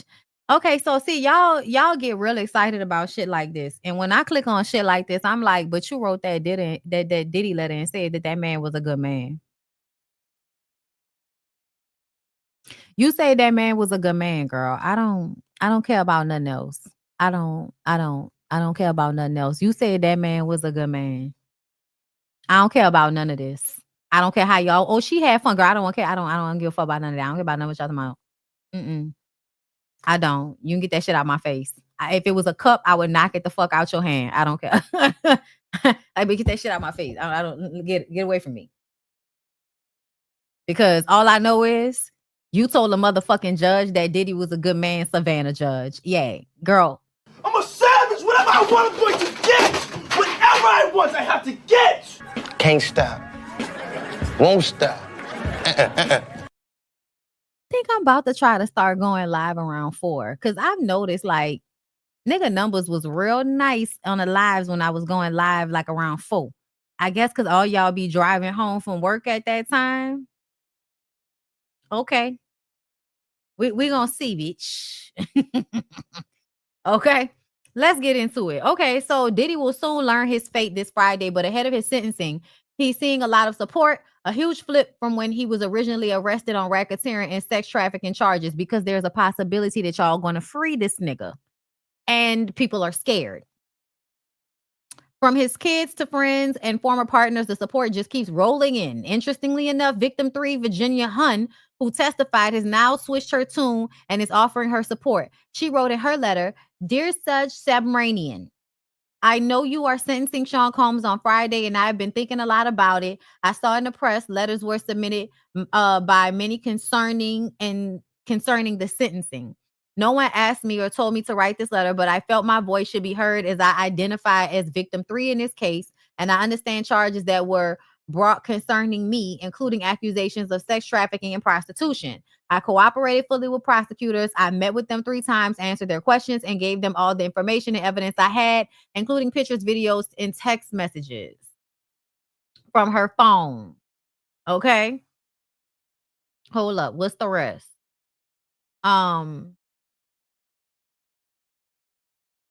Okay. During those meetings, I felt pressured to I felt pressured to feel like a victim. You felt pressured to feel like a victim? I told them I was not, but they insisted that I was, even when I expressed my truth otherwise. What about when you said the same shit on Tasha K like 5-6 years ago? What about then? What about then? Because the same thing you said then with no coercion, except for Tasha passing you a glass that seemingly had alcohol in it to get you to spill. What was the excuse for at that time if the prosecution are the ones that's pressuring you this time? The girl is being pressured by that man. The girl is scared of that man. The girl was in an abusive relationship with that man. So all of this to me is something that somebody would a mental illness related to PTSD from abuse. That's how I would categorize this. Okay. She said, I understand they concluded that I had been sex trafficked and involved in forced prostitution. I did not agree with that conclusion. I was not trafficked. I did not engage in prostitution with him or others. That would have been my testimony if called to the stand. I was subpoenaed and fully prepared. That's why you wasn't called to the stand, because they knew you weren't going to stay consistent. They knew you were going to get up there and lie because you're scared. That's why they didn't call you, even though you had already said this shit years ago. I was subpoenaed and fully prepared to testify and answer all questions truthfully, but I was informed by my lawyer that I would not be called to the stand. Also, didn't Diddy pay for your lawyer? Okay. I want to emphasize that I understand the seriousness of this case and the pain others may feel. Cassie? You talking about Cassie? I cannot speak for anyone but myself in terms of sentencing. I kindly ask that you consider releasing him back to his family. What is he, a fucking, what is he, a King Corso? Release him back to his fucking family as if he's a child and they gonna take care of him or some shit. Like, you're not gonna be releasing the man that's basically running and controlling everybody. Like, that's crazy that you would even say it like that. Like, what the fuck his children gonna do to control him and keep him from doing the shit he had been doing the entire time when he was outside with his kids and his mama and his family? I understand throughout the process he has been cooperative and respectful, including turning himself in. How the fuck would you know that unless you talk to him? Throughout this process, he has never once reached out to me or made me feel uncomfortable in any way. Why you even telling us that? You're lying. You're lying. Offering up information as if somebody already is thinking in their mind, this nigga done threatened her.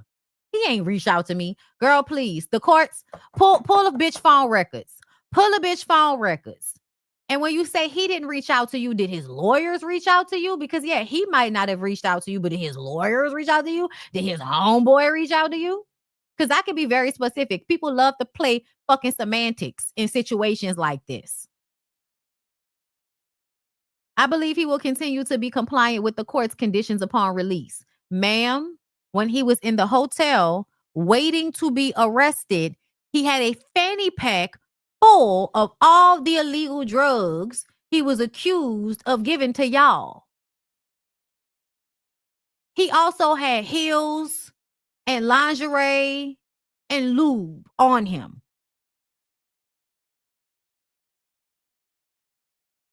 They had already taken him and brought him to the hotel, and he was still doing it before they took him to jail. You really think he gonna comply? Because to me, if he was going to comply, he would have stopped doing all of that shit while he was in custody at the hotel.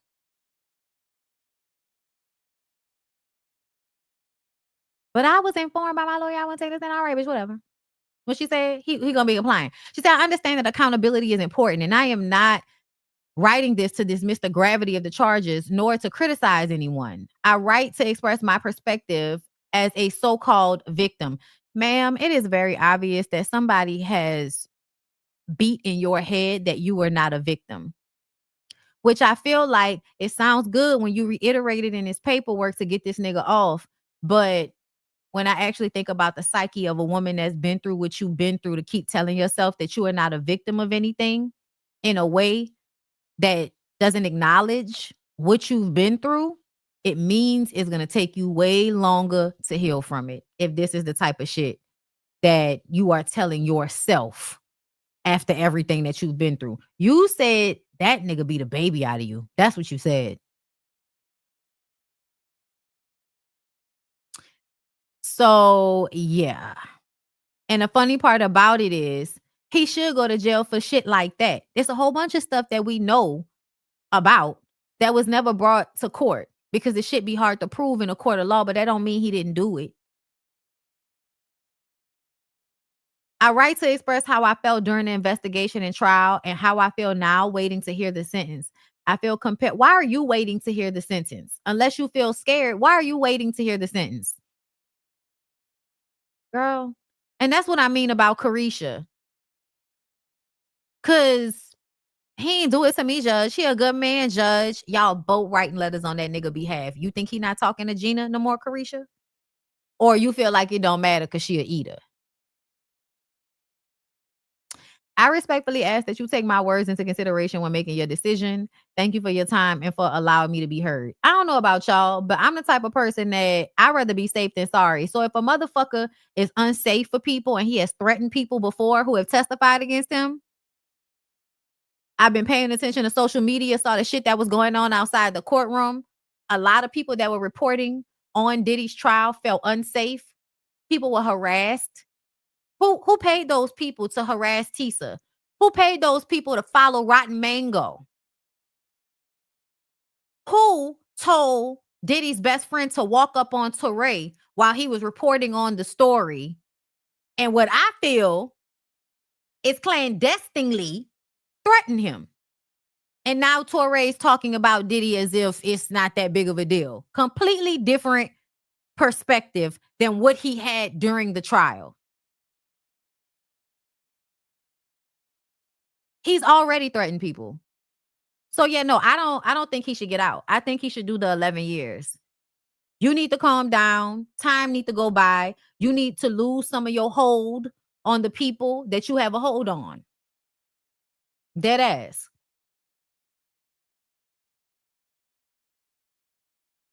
Dead ass.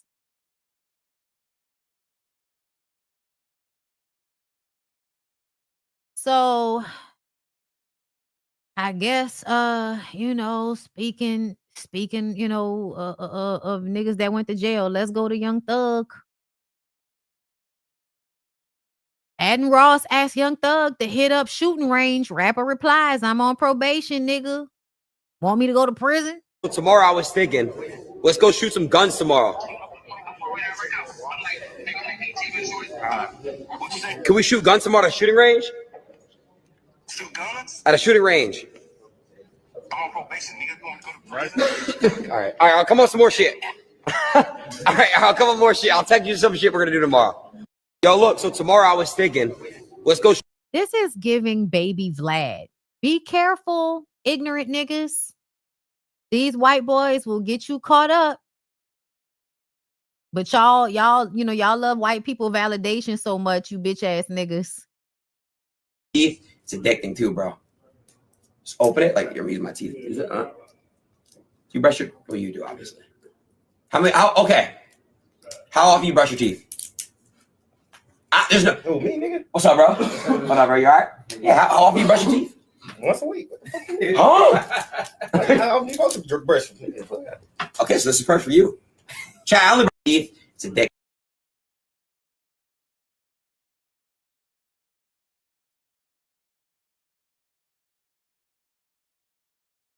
Mariah, get out! Run! Gingivitis! He said he brushes teeth once a week. I cannot imagine what this nigga tongue look like. The community is not okay. Who the fuck raised Young Thug? Your mammy failed you, nigga.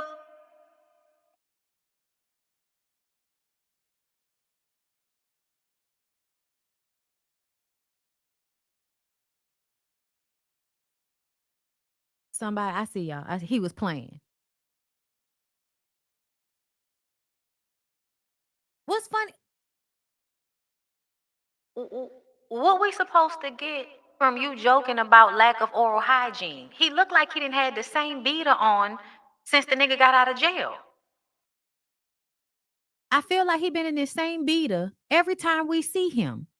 And you think that he just playing?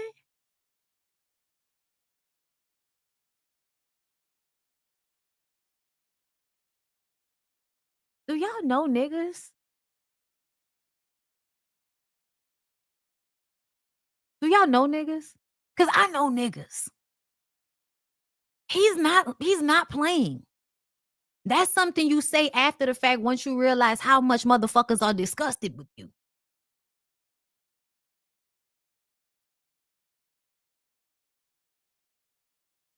Do y'all know that you could die from not adequately cleaning your fucking mouth?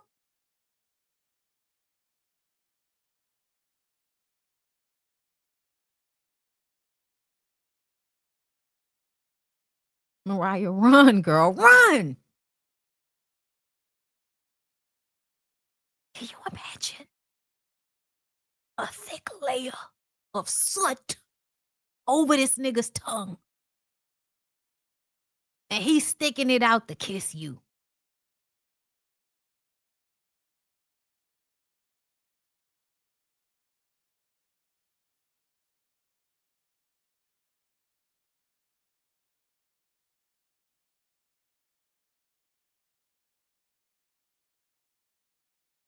Nigga said y'all didn't see his original teeth.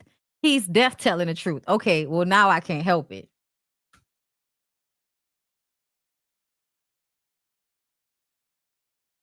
First thing comes up, old teeth.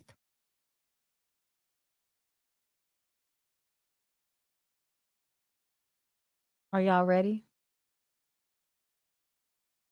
Are y'all ready? I need to hear the pages moving. Are you ready?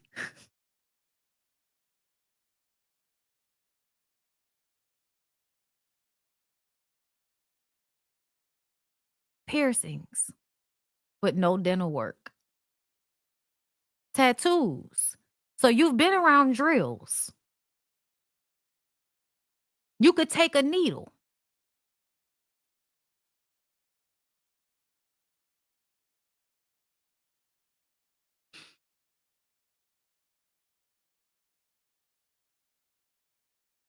I mean, the two teeth right here look like they're not even connected to nothing.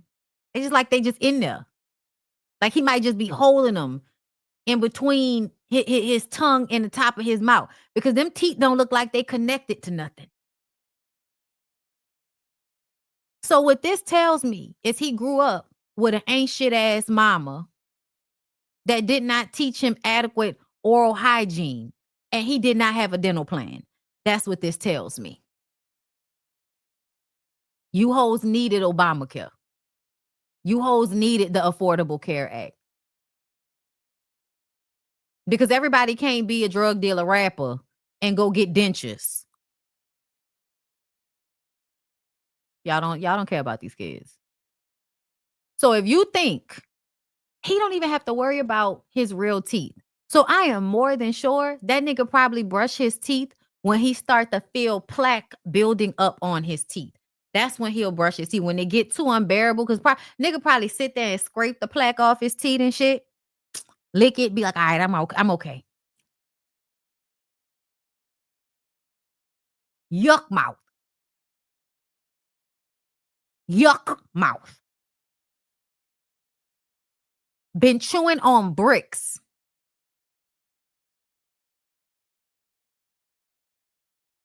What young girl was fucking with that version of him? I need to see her. Cause then I'm gonna blame her parents too. This what y'all got out there in the community for the young girls?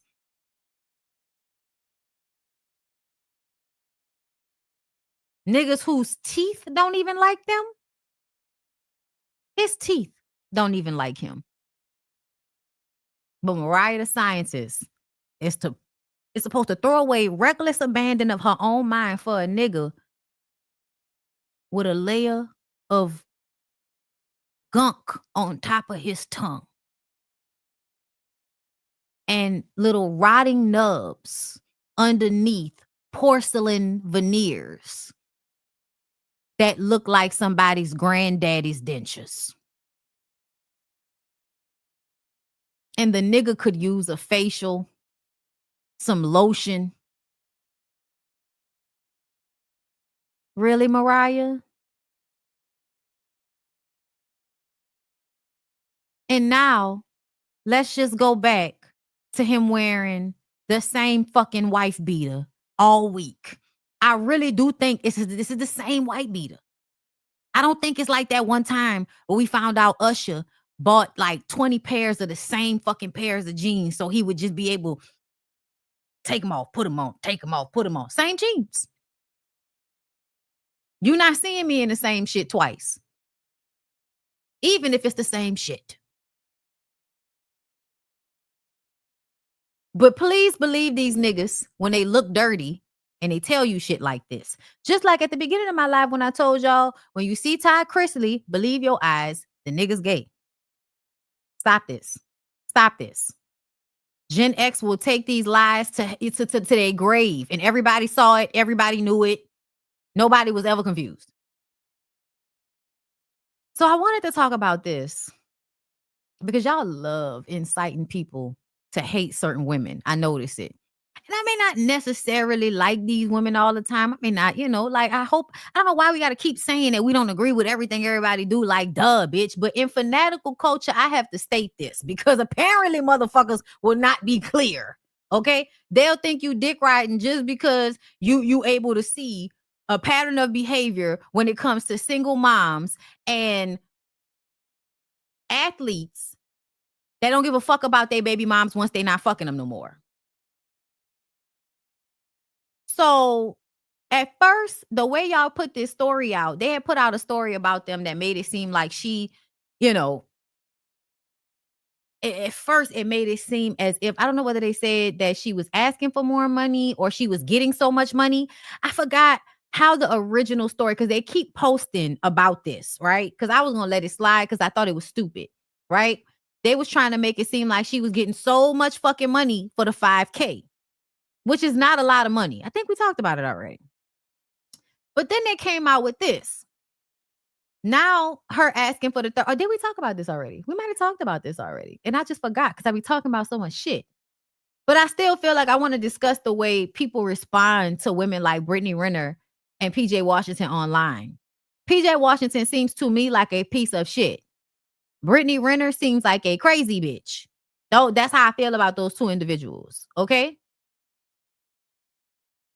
But I think we talked about the fact that $35,000 is not a lot of money for somebody that made almost $100 million in 1 year. I believe his contract is ridiculous. And he just signed a new contract and they moved from North Carolina to California.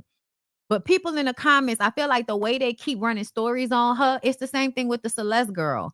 I'm starting to notice a pattern of behavior with the blogs that I can tell why they're posting a story a certain way.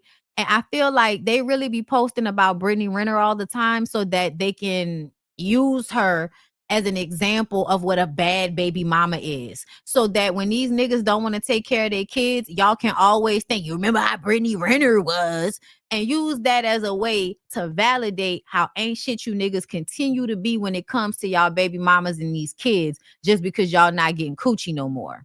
And yesterday we talked about that other nigga that told that girl he was going to pay her rent and then finaged on the shit talking about she got to act right. And look, they in the comments, job, J-O-B. Why do y'all think Brittany Renner, who we are always seeing on social media, is not working? That's crazy. We need to start calling out these women that have these transactional babies, low vibrational. We need to call out these niggas that make millions of dollars and don't take care of the children that they had with these women. And let's be very clear, children have, for the historical, for the history of the world, children have always been seen as a transaction. Believe it or not. I know y'all like to live in love, la la land since I don't know what, the 70s or the 80s. I don't know when everybody started forgetting the way the world works and shit. But people had children because children were able to help you acquire land and wealth and work land and wealth. So children were always had in some way financially. As soon as it could happen, as soon as we could start owning land and working land, people would then start to have children for financial gain.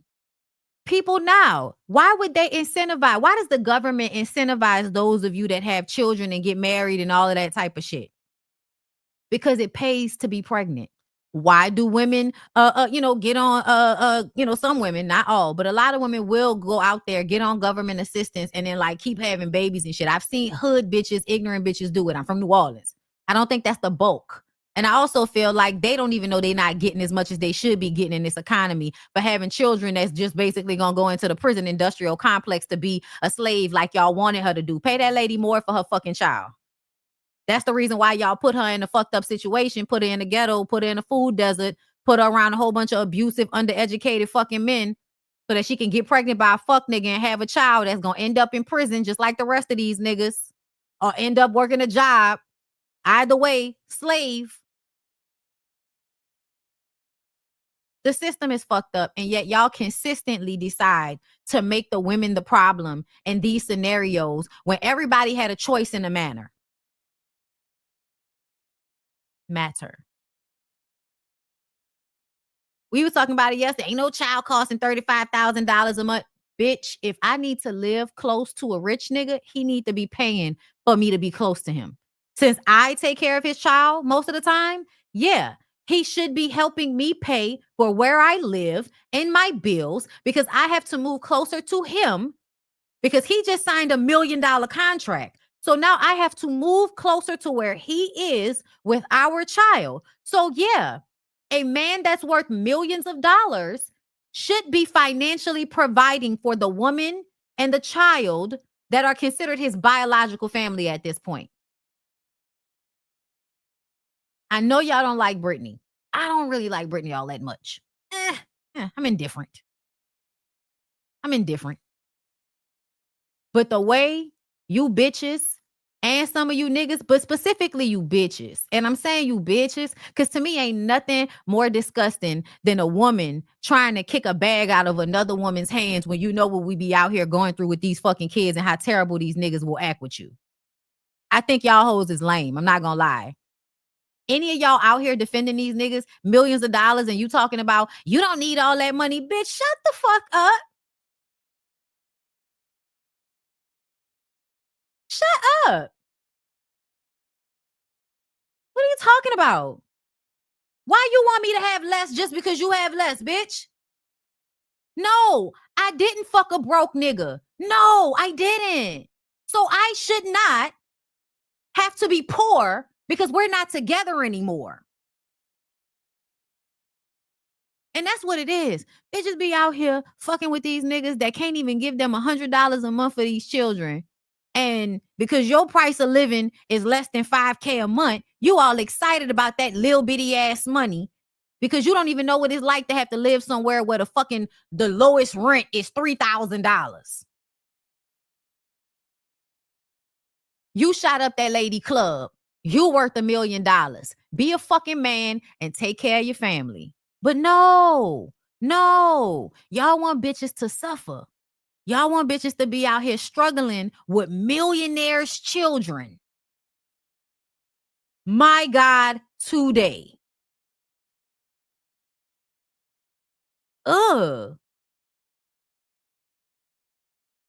Just I think that's it. Well, Ray J. Let's get into Ray J. I'm gonna get out of here. Oh, y'all saw Tyler Perry finally gonna help the children. Tyler Perry Studios is offering its paid 6-week internship program, Dreamers, for aspiring students who want to work in the television production industry. That is very, very great. That's very nice. You kids be safe. You kids be safe. And no matter what anybody tells you,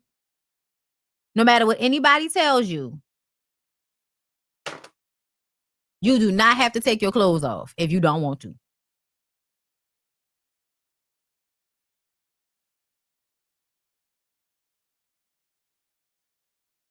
Document your experiences just in case, because people love to play with disenfranchised groups. And to me, interns in entertainment industry, yeah, that's a group of people you got to worry about being taken advantage of and exploited because they don't know no better. Be safe. Because that's a whole bunch of young, impressionable, excitable, naked niggas Be safe out there. But yeah, let's get into it. So I don't know what's going on with Ray J, but you know what, y'all? I was on TikTok. And I always see it on TikTok. I don't be seeing it on Instagram as much. They talk about Ray J on Instagram, but they act like it's all like fun and games and jokes. When I read the comments on some of these videos of Drewski and Kai Cenat and Kevin Hart, when Ray J walked into the room, Kevin Hart started putting his shoes on. So, like, I don't know if people are genuinely just being funny or if they're actually moving how we feel like they should be moving. Because sometimes it's like, when I'm watching these people, it's like they don't know what everybody is saying. But when I was actually watching it, Drewski several times was like acting uncomfortable with Ray J. Like, son, like, they got kids on here, man. They got kids on here. Cause y'all know how that nigga always talking in that deep ass voice sometimes. And I think when he be talking in that deep ass voice sometimes, that's why I don't be wanting to believe anything he says. Right? Cause Ray J walks into the room and I believe like dropped his pants or some shit. Child, why my cousin calling me? I'm gonna call you back. But Drewski was also walking around with his pants down to his ankles. In front of all them children. But I told y'all that was some weird shit that was going on over there. I don't care what nobody's talking about. So it's funny to me that they are responding to it, like they're talking about it, but Ray J and them are still up there. Like they still keep inviting Ray J back. And that's why, it makes me feel like y'all just keep exploiting the situation instead of actually removing somebody that's doing this grooming ass shit on these lives. What are we doing tomorrow?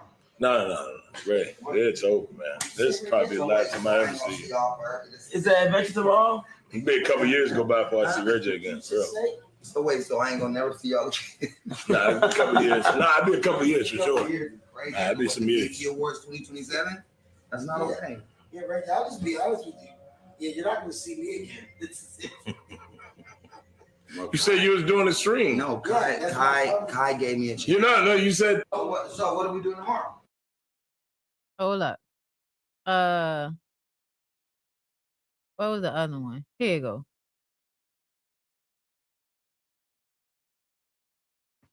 Ugh.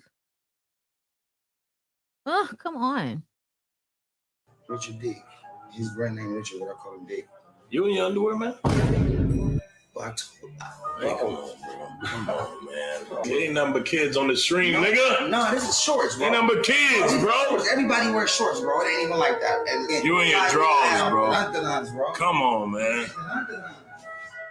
Richard D. So y'all can say whatever y'all want to say. Even if all of these niggas on here are trolling and they're just joking and shit, what I have repeatedly seen is Ray J's dick being in close proximity to some of these young men and looking out of his mind, drunk, high, inebriated. Yeah. Which makes me feel like I don't care what y'all think, who's joking. The shit is still happening. It's still happening. Like you're still doing this weird shit on streams full of kids. God damn, man, bro, that's enough, bro. Hey, we gotta wrap the whole goddamn shit up, man.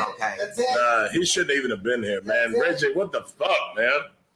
You going out there on the balcony in your underwear, kids and shit. Come on, man. You didn't see what he did, nigga. He was asleep. You wasn't watching what he was doing, man. Doing sick shit on the stream. You don't know about all the shit, nigga. He was asleep. You was asleep, nigga. He was doing weird shit on the balcony. W. Ray J. God damn. W. Ray J. That's what they said. Right. It's all trolling. It's all games and shit. But everybody that's actually like watching some of this shit in the comments are talking about how actually weird and uncomfortable it is. So I don't care how much motherfuckers is laughing. It's still fucking weird. Get in there, bro. I was just going to take a shower. I was going to take a shower. Who are you talking to on the balcony? I was talking to everybody down there that supported me. Yeah, King, and giving them that speech. All them niggas. Hold up. It was somebody down there. Yeah, there they go. Phantom is down there. Okay. Okay. Yeah. A lot of niggas, and then that's my band member, Dick. Richard Dick. Right, and we sound like, nigga, you got your drawers on, all of that, right?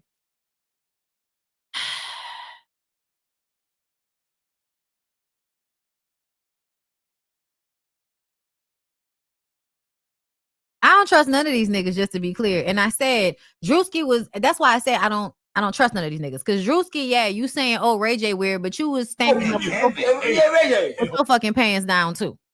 Lay back. Don't help her. Don't help her. She might be a pimp. Ray J. Ray J is. No, not you, baby. No, you good. You good, baby. Ray J's not. No, you good. Ray J's not. See, look. Yeah, like all of this is performance. All of this is acting, but it's still weird. I don't think Ray J's a pimp, but I think he's in the business. So we gotta figure this out. Let me talk to her. No, just back up. Nigga, I'm thinking. Hold up. Everybody got a room. I sleep in the car. Listen, why are you talking every time she's trying to say something? You try to talk over her. Like, damn, nigga, shut the fuck up. I want to hear what she got to say. Listen, let me hear it. Hold on. Kev, just guys, damn. Let me hear what she got to say. Bro. Let me hear it. Can I say one thing? What's up, Kev? Name a nigga that you've seen wear jack like that with no shirt that was trustworthy.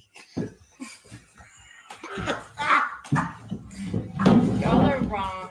Hold on. That was trustworthy. No, stop. All right, my man. That was funny. That's a fact. It's a fact. That was trustworthy as crazy. Cool. Hold on, Kev. Kev, go. Hold on, man. You see, he trying to talk over her. Look at Ray J. Oh, hell no. Okay, so Drewski, I'm the only one. Like, let me. Oh my God. She wants to fuck with me. Do you believe her? I don't believe you. I don't believe you genuine for my man. Listen, Kai, hold up. Drewski, talk to me. Nigga. I just want to listen to you. Y'all, this is really pathetic.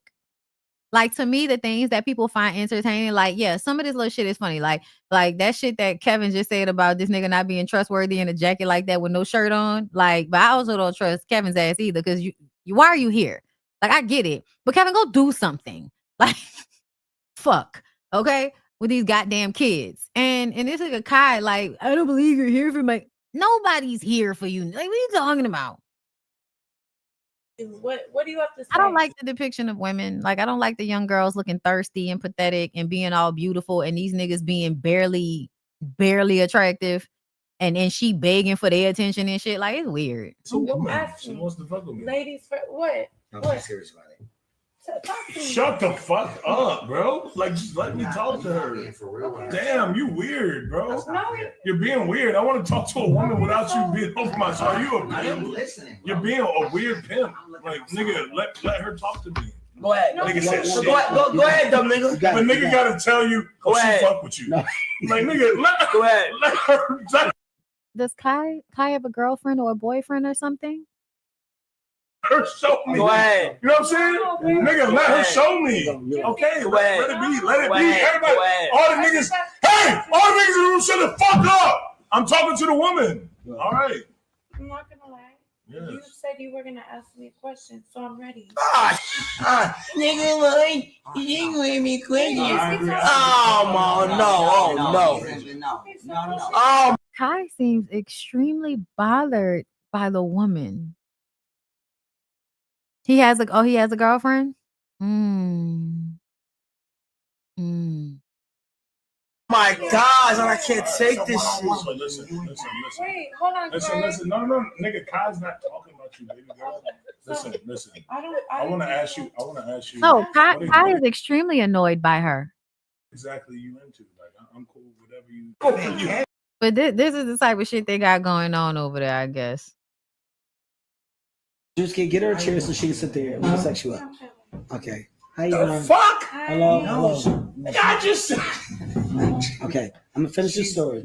So, Rachel, This is so pathetic and so embarrassing. I hate that the girls go on these shows so that they can be used as a prop. I think you should let all these weird ass niggas be entertaining on their own without using your degradation as a part of the joke. Cause that's what's happening. Let's see. Almost passed out from that. The Kevin Hart experienced the infamous Reiki breath smell. Oh my God. Like, this is the shit. This grown men. Like, okay. Drewski and Kevin saw Ray J's speech. Kai and Kevin set up Drewski on a blind date. Ray J made it over to sleep over. Ray J with the cap. Ciao. So that's what's going on over there, right? Then he comes over here with this shit. About telling the truth, man. Like, I can't keep getting paid to tell a lie, bro. Like, niggas is paying me to lie. And then acting like it's okay to tell me whatever you want to tell me and treat me like I'm your slave and nigger and all this other bullshit that they trying to run towards me and scare me with, like. Now he's talking about the Kardashians. What he just said right there was a dog whistle to black people. Black people, please do not fall for it. Ray J was eating and slurping out that girl ass. Don't use no black card with us, nigga. My life, all this shit, bro. You know what I'm saying? Niggas, shit, weird shit is happening to us. But that's if you want to just go into our dark side. On the upside, on the upside, everything is great. Like, we made history with Kai. I love Kai, man. He took a risk on. First of all, why is there a meeting full of people sitting there at attention, listening to a high drunk motherfucker just say crazy shit into his cell phone? What the fuck is going on? And we did good, and now we chilling, and I don't want to taint his shit. I know. I don't want to taint y'all shit. Like, if anything comes up, and niggas is. But my point is, do you see how weird it is that across the board he's inebriated and it's obvious? Over there making weird shit happen with them boys, with them, you know, them young men, and then you're gonna be on the host of a dating show, and you're over here during the pub for the dating show talking about the Kardashians, and Lemuel has all of his employees sitting in a fucking conference room listening to you go on and on and on in a drunk tirade while Tia loses patience by the second Guessing it, then they have every right to not fuck with us. But it's sad because we don't even be on that, bro. And that's just the story of our life until we like. Niggas be so we just tell the truth. No words that make Well, who paying you to keep quiet, Ray?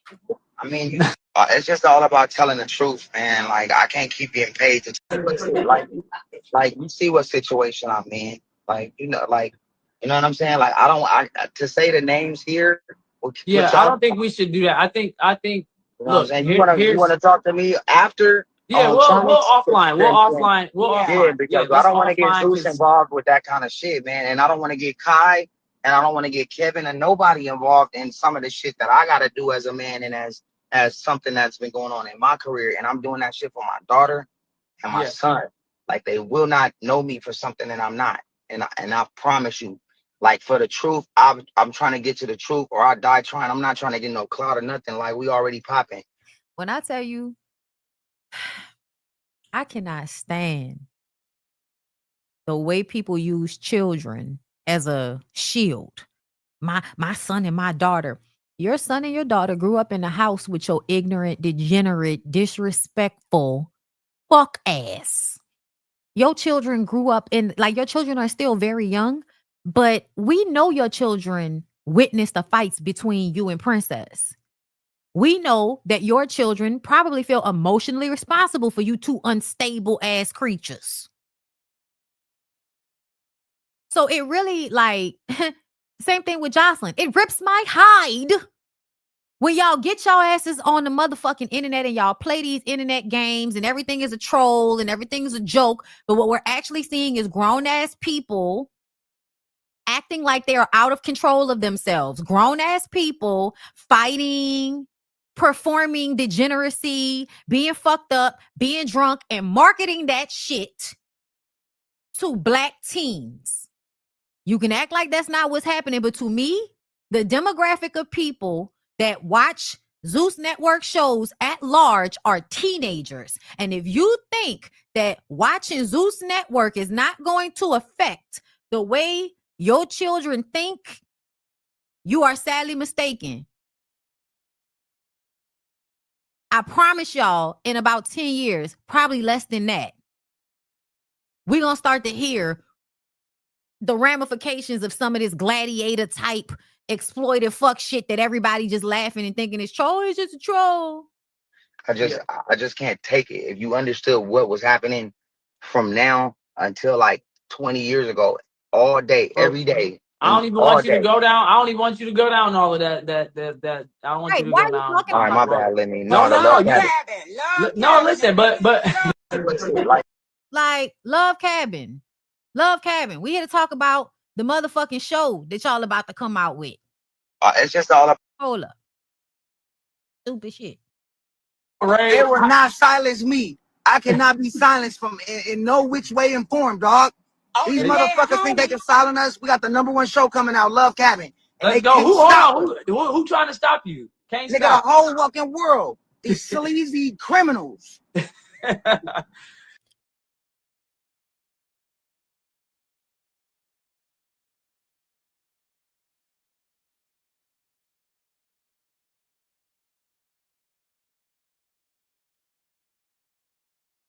It's as if he doesn't know that he and that nigga give sleazy criminal. And no disrespect, but y'all Yanti gives sleazy criminal old lady or sleazy criminal mama. Sleazy criminal baby mama. Well, guys, Love Cabin is coming out soon. I thought this meant loser. Cabin! Hold on, Ray. What's going on? You all right, man? Let's talk about it. Nah, I'm not all right. Yeah, let's have a personal conversation about your mental health during this business meeting. Because it's not uncomfortable or unprofessional as fuck at all. This Zeus Network. What is professional? I'm not all right because, like, all I've been trying to do is be a good person, bro. And we just did some shit with Kai. It was so dope. And we had this, like, I don't know, it was a euphoric feeling of like people really getting to know who we are, knowing that we got nothing but respect and love for women and nothing. Is that what y'all feel like we just saw with Kai and Drewski and them? Y'all think we saw love and respect for women? I really hate this like Trumpism shit where we see, like everybody can see disrespect, degeneracy, misogyny, sexism, abuse, exploitation. We could all clearly see the shit. But they can come out and say the exact opposite and everybody just goes along with it. I'm so disillusioned from this shit. But respect for everybody, everybody's time. We're here to help people. We're here to give everything we got to the next generation to make sure they grow and they build. And then the next couple of days is tainted by false accusations from KK and her mom and all of these things. They will not silence me. I just can't take it no more. I can't take no more hush money. I can't take no more disrespect. I can't take no more low morale of like who I am. I got a daughter and a son, bro, and I'm not fucking doing it no more, bro. Yeah, I feel you. Dead homies, bro. Yanti, how you feel about dead homies, bro? Like I just want like Ray J gives nobody beat his ass. That's what it gives. It gives Ray J is the dude that always gets somebody else to fight his battles for him, and then he run. Like that? What he just said. All I can say is Rico. Listen. What the fuck does that mean? And I think it's so funny now because he said that the Kardashians was being investigated on a RICO, and that's why they suing him. We talked about that yesterday. So he up here again talking about this shit, and he continues to act and I think kind of capitalize off people having all of these conspiracy theories about the Kardashians, about what goes on behind closed doors, and playing on racism. When at the end of the day, that nigga is a Trump supporter And I want him to get the fuck out my face referencing his blackness to dog whistle to anybody. Because, sir, during the election, back when you was acting like you wasn't drunk and high all the fucking time and you had your little suit and your sunglasses and your little book bag and shit, you let us know who you was voting for. You let us know who you was down for. You niggas have no loyalty to blackness. So please stop trying to use it to get all the rest of us up to support you against that white lady who ass you ate. Please stop.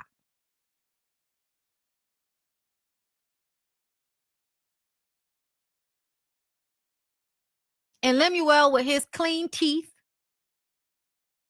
and somewhat sober demeanor, gonna sit there and laugh and smile. And this is just weird shit. It is so weird to me, y'all, because it's crazy. And everybody just acts like this is like cool, it's normal, it's entertainment. It's not real. Girl, okay. We have noticed that just because shit is not real doesn't mean it doesn't have problematic, long-lasting effects on all of the children that watch it. Y'all won't be worried. That's why I was so aggravated about Jocelyn, because bitch, how the fuck you up here talking about what's good for the kids and y'all poisoning a whole generation of kids with them fuck ass shows on Zeus Network? Don't play with me. You are literally, I don't give a fuck if Bonnie Bella watching it. They got kids Bonnie Bella age that probably watch y'all shows. Cause y'all love to act like shit not for kids, like kids not gonna see it and shit. Like y'all don't, y'all absolutely gear Zeus Network to kids. Stop fucking lying. Y'all do gear that shit towards kids.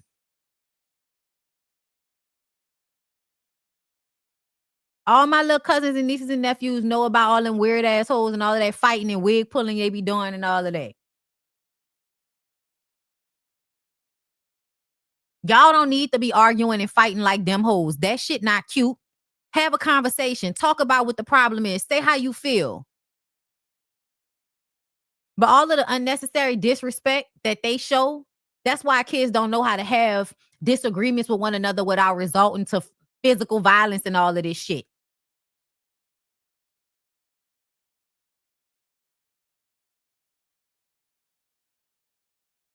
$50 Pence letter to judge in Diddy's case claims he has feared for his life during their 20-year feud and urges court to consider public safety. My God, today. I wish I had a bomb drop. Y'all ready for me to read this to y'all? Because I'm about to read this to y'all. I have had an ongoing dispute with Puffy for over 20 years. He is very dangerous. I think you should consider the safety of the general public, Your Honor, before unleashing him upon them. There hasn't been enough time for him to reform or make any adjustments, despite his trying to teach a class in there. As you are already aware, the government has spent the maximum amount of money on deploying federal agencies, which appear to be an army, in 2 locations simultaneously. Later, his son, who's dealing with his own rape allegations, claimed that the feds had hit the wrong house. Anyway, Diddy's only going to return to hiring more male sex workers and keeping most of the baby oil away from the general public. And babies needed. My Netflix doc on this scandalous subject is coming soon. Oh, his doc still coming? Y'all, this is not a letter to the judge. This is a text. And I know he didn't text the judge. Everybody else had actual typed letters, y'all. This is a text. He texted this to somebody. I don't know why y'all want us to think that he actually sent this. He said, this is my letter to the judge on these. Okay, yeah, no. Things. Show it to me. I want to see the letter. I want to see it. Because I don't believe this. I feel like you just being funny. And you are funny. But honestly, I agree. I agree. To do before you die. And I want to see the documentary. I agree, and I want to see the documentary, and I hope you hurry up and put it out, because you've been talking about it for a long time. We have yet to see it. Child, let me tell y'all something. And then I'm about to go. But y'all see this bitch Candace Owens? A bitch ain't never fought harder for her dead side nigga in her life. A bitch ain't never, okay? A bitch ain't never been a more loyal downside piece than Candace motherfucking Owens. I can't believe this bitch. Now, she one of the same waterhead hoes, okay, that got on the internet talking about Cardi B and how she ain't shit and she a hoe and all of that shit. You know, she's very like, you know, puritanical and anti-hoe. And y'all know I'm pro-hoe. So the fact that she over there fighting for that waterhead man memory the way she is, she got questions. She said, I don't believe that it was the boy y'all said it was. I don't believe y'all. I think it was a setup because my boo is coming for y'all. He wanted to know about the Epstein because he had integrity. He wasn't like the rest of you MAGA motherfuckers, okay? When he found out that they wasn't going to release them files, he said what he had to say. He was a good man. And they popped him like a water balloon outside the college, Lord. Wife wouldn't even let me come to the funeral. All I could do is look at all our videos and pictures, voice messages, pictures of his dick that he sent me.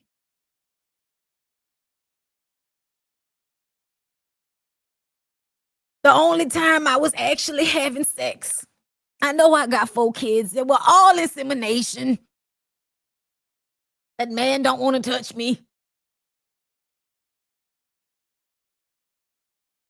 The onlyest man to touch me on the inside. And now he gone. Listen.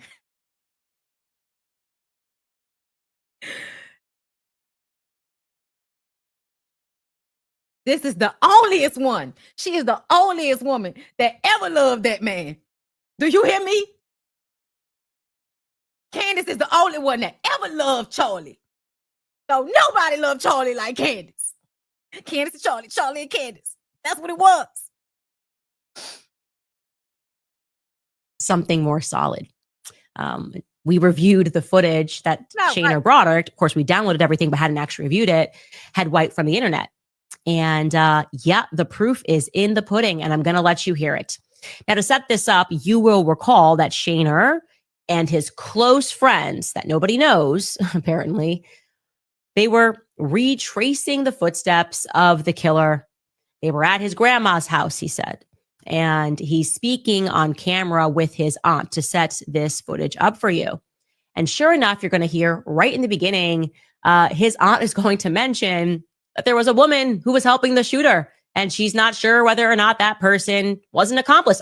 I would say if you're helping the shooter, you were an accomplice, but somehow we all missed this in this actual clip that Shayna had posted and has since been wiped from the internet. Take a listen. If you time how long it took him to get from that little part over to here, was way longer than it should have been. So I wondered if the girl had given him stuff, like if there is an accomplice. Sorry, you're filming. And it said right here, that picture from Sam's across the street, he was right here. Yep. So you see, she's talking about the shooter, and she says, I was wondering if the girl had given him stuff. And then somebody off camera says, you know, you're filming. And she says, I'm sorry that you're filming, but it's very clear. There's no question at all. In fact, leading into that, which we should have maybe cut that a little bit earlier, they're speaking about how she thought the FBI had it wrong. The timing didn't make sense to her. And that's what she's starting with. I don't, the timing doesn't make sense to me because I thought that it took a little longer for him to walk. Let's play that again, Skylar, just so they can hear it again. She says that there's a girl. Take a listen. If you time how long it took him to get from that little part over to here, was way longer than it should have been. So I wondered if the girl had given him stuff, like if there is an accomplice. Sorry, you're filming. And it said right here, that picture from Sam's across the street, he was right here. Yep. So just to be clear, those subtitles are wrong. It's just because that's AI. She's saying, I wondered if there is an accomplice. Okay. I wondered if there is an accomplice, which we should edit that, Chris, when we re-release that. And then somebody says something, and she's like, sorry, I didn't realize you were filming. Okay. So we have the woman who was my source who said that the FBI cut the footage and she was certain of it. And now we have actually the woman who handed over her footage to the FBI saying, I wondered if that woman was an accomplice. Ladies and gentlemen, what the heck is going on? Who was the woman that was with the alleged shooter? Why wouldn't the FBI immediately release that? Now, again, you should recall that the very next morning, on September the 11th, TMZ already had the doorbell cam footage, okay? So that means that the FBI already had the footage, right? They would have seen that there was a woman with the shooter, and yet they chose during this manhunt, during this 33-hour manhunt, not to inform the public that they were also looking for a woman who this lady believes she wondered whether or not she would have been an accomplice. If that was his accomplice. What happened to this lady? Who is the girl, the woman that was in this footage, guys? Listen. Maybe y'all never been in love, like Candace been in love. But when you're willing to fight the Republic over your dead nigga, it's real love. It's genuine love. Well, I'll say this. I can absolutely believe that there's something foul going on in the situation.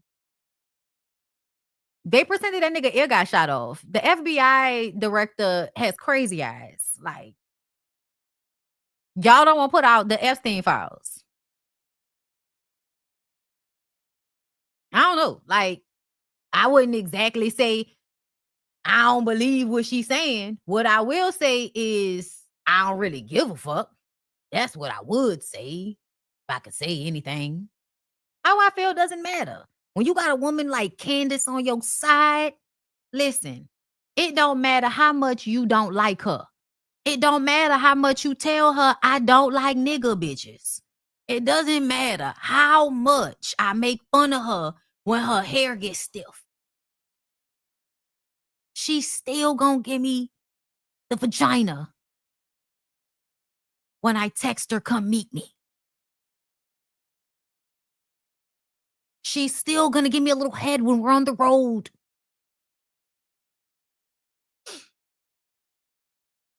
I don't want to give it up.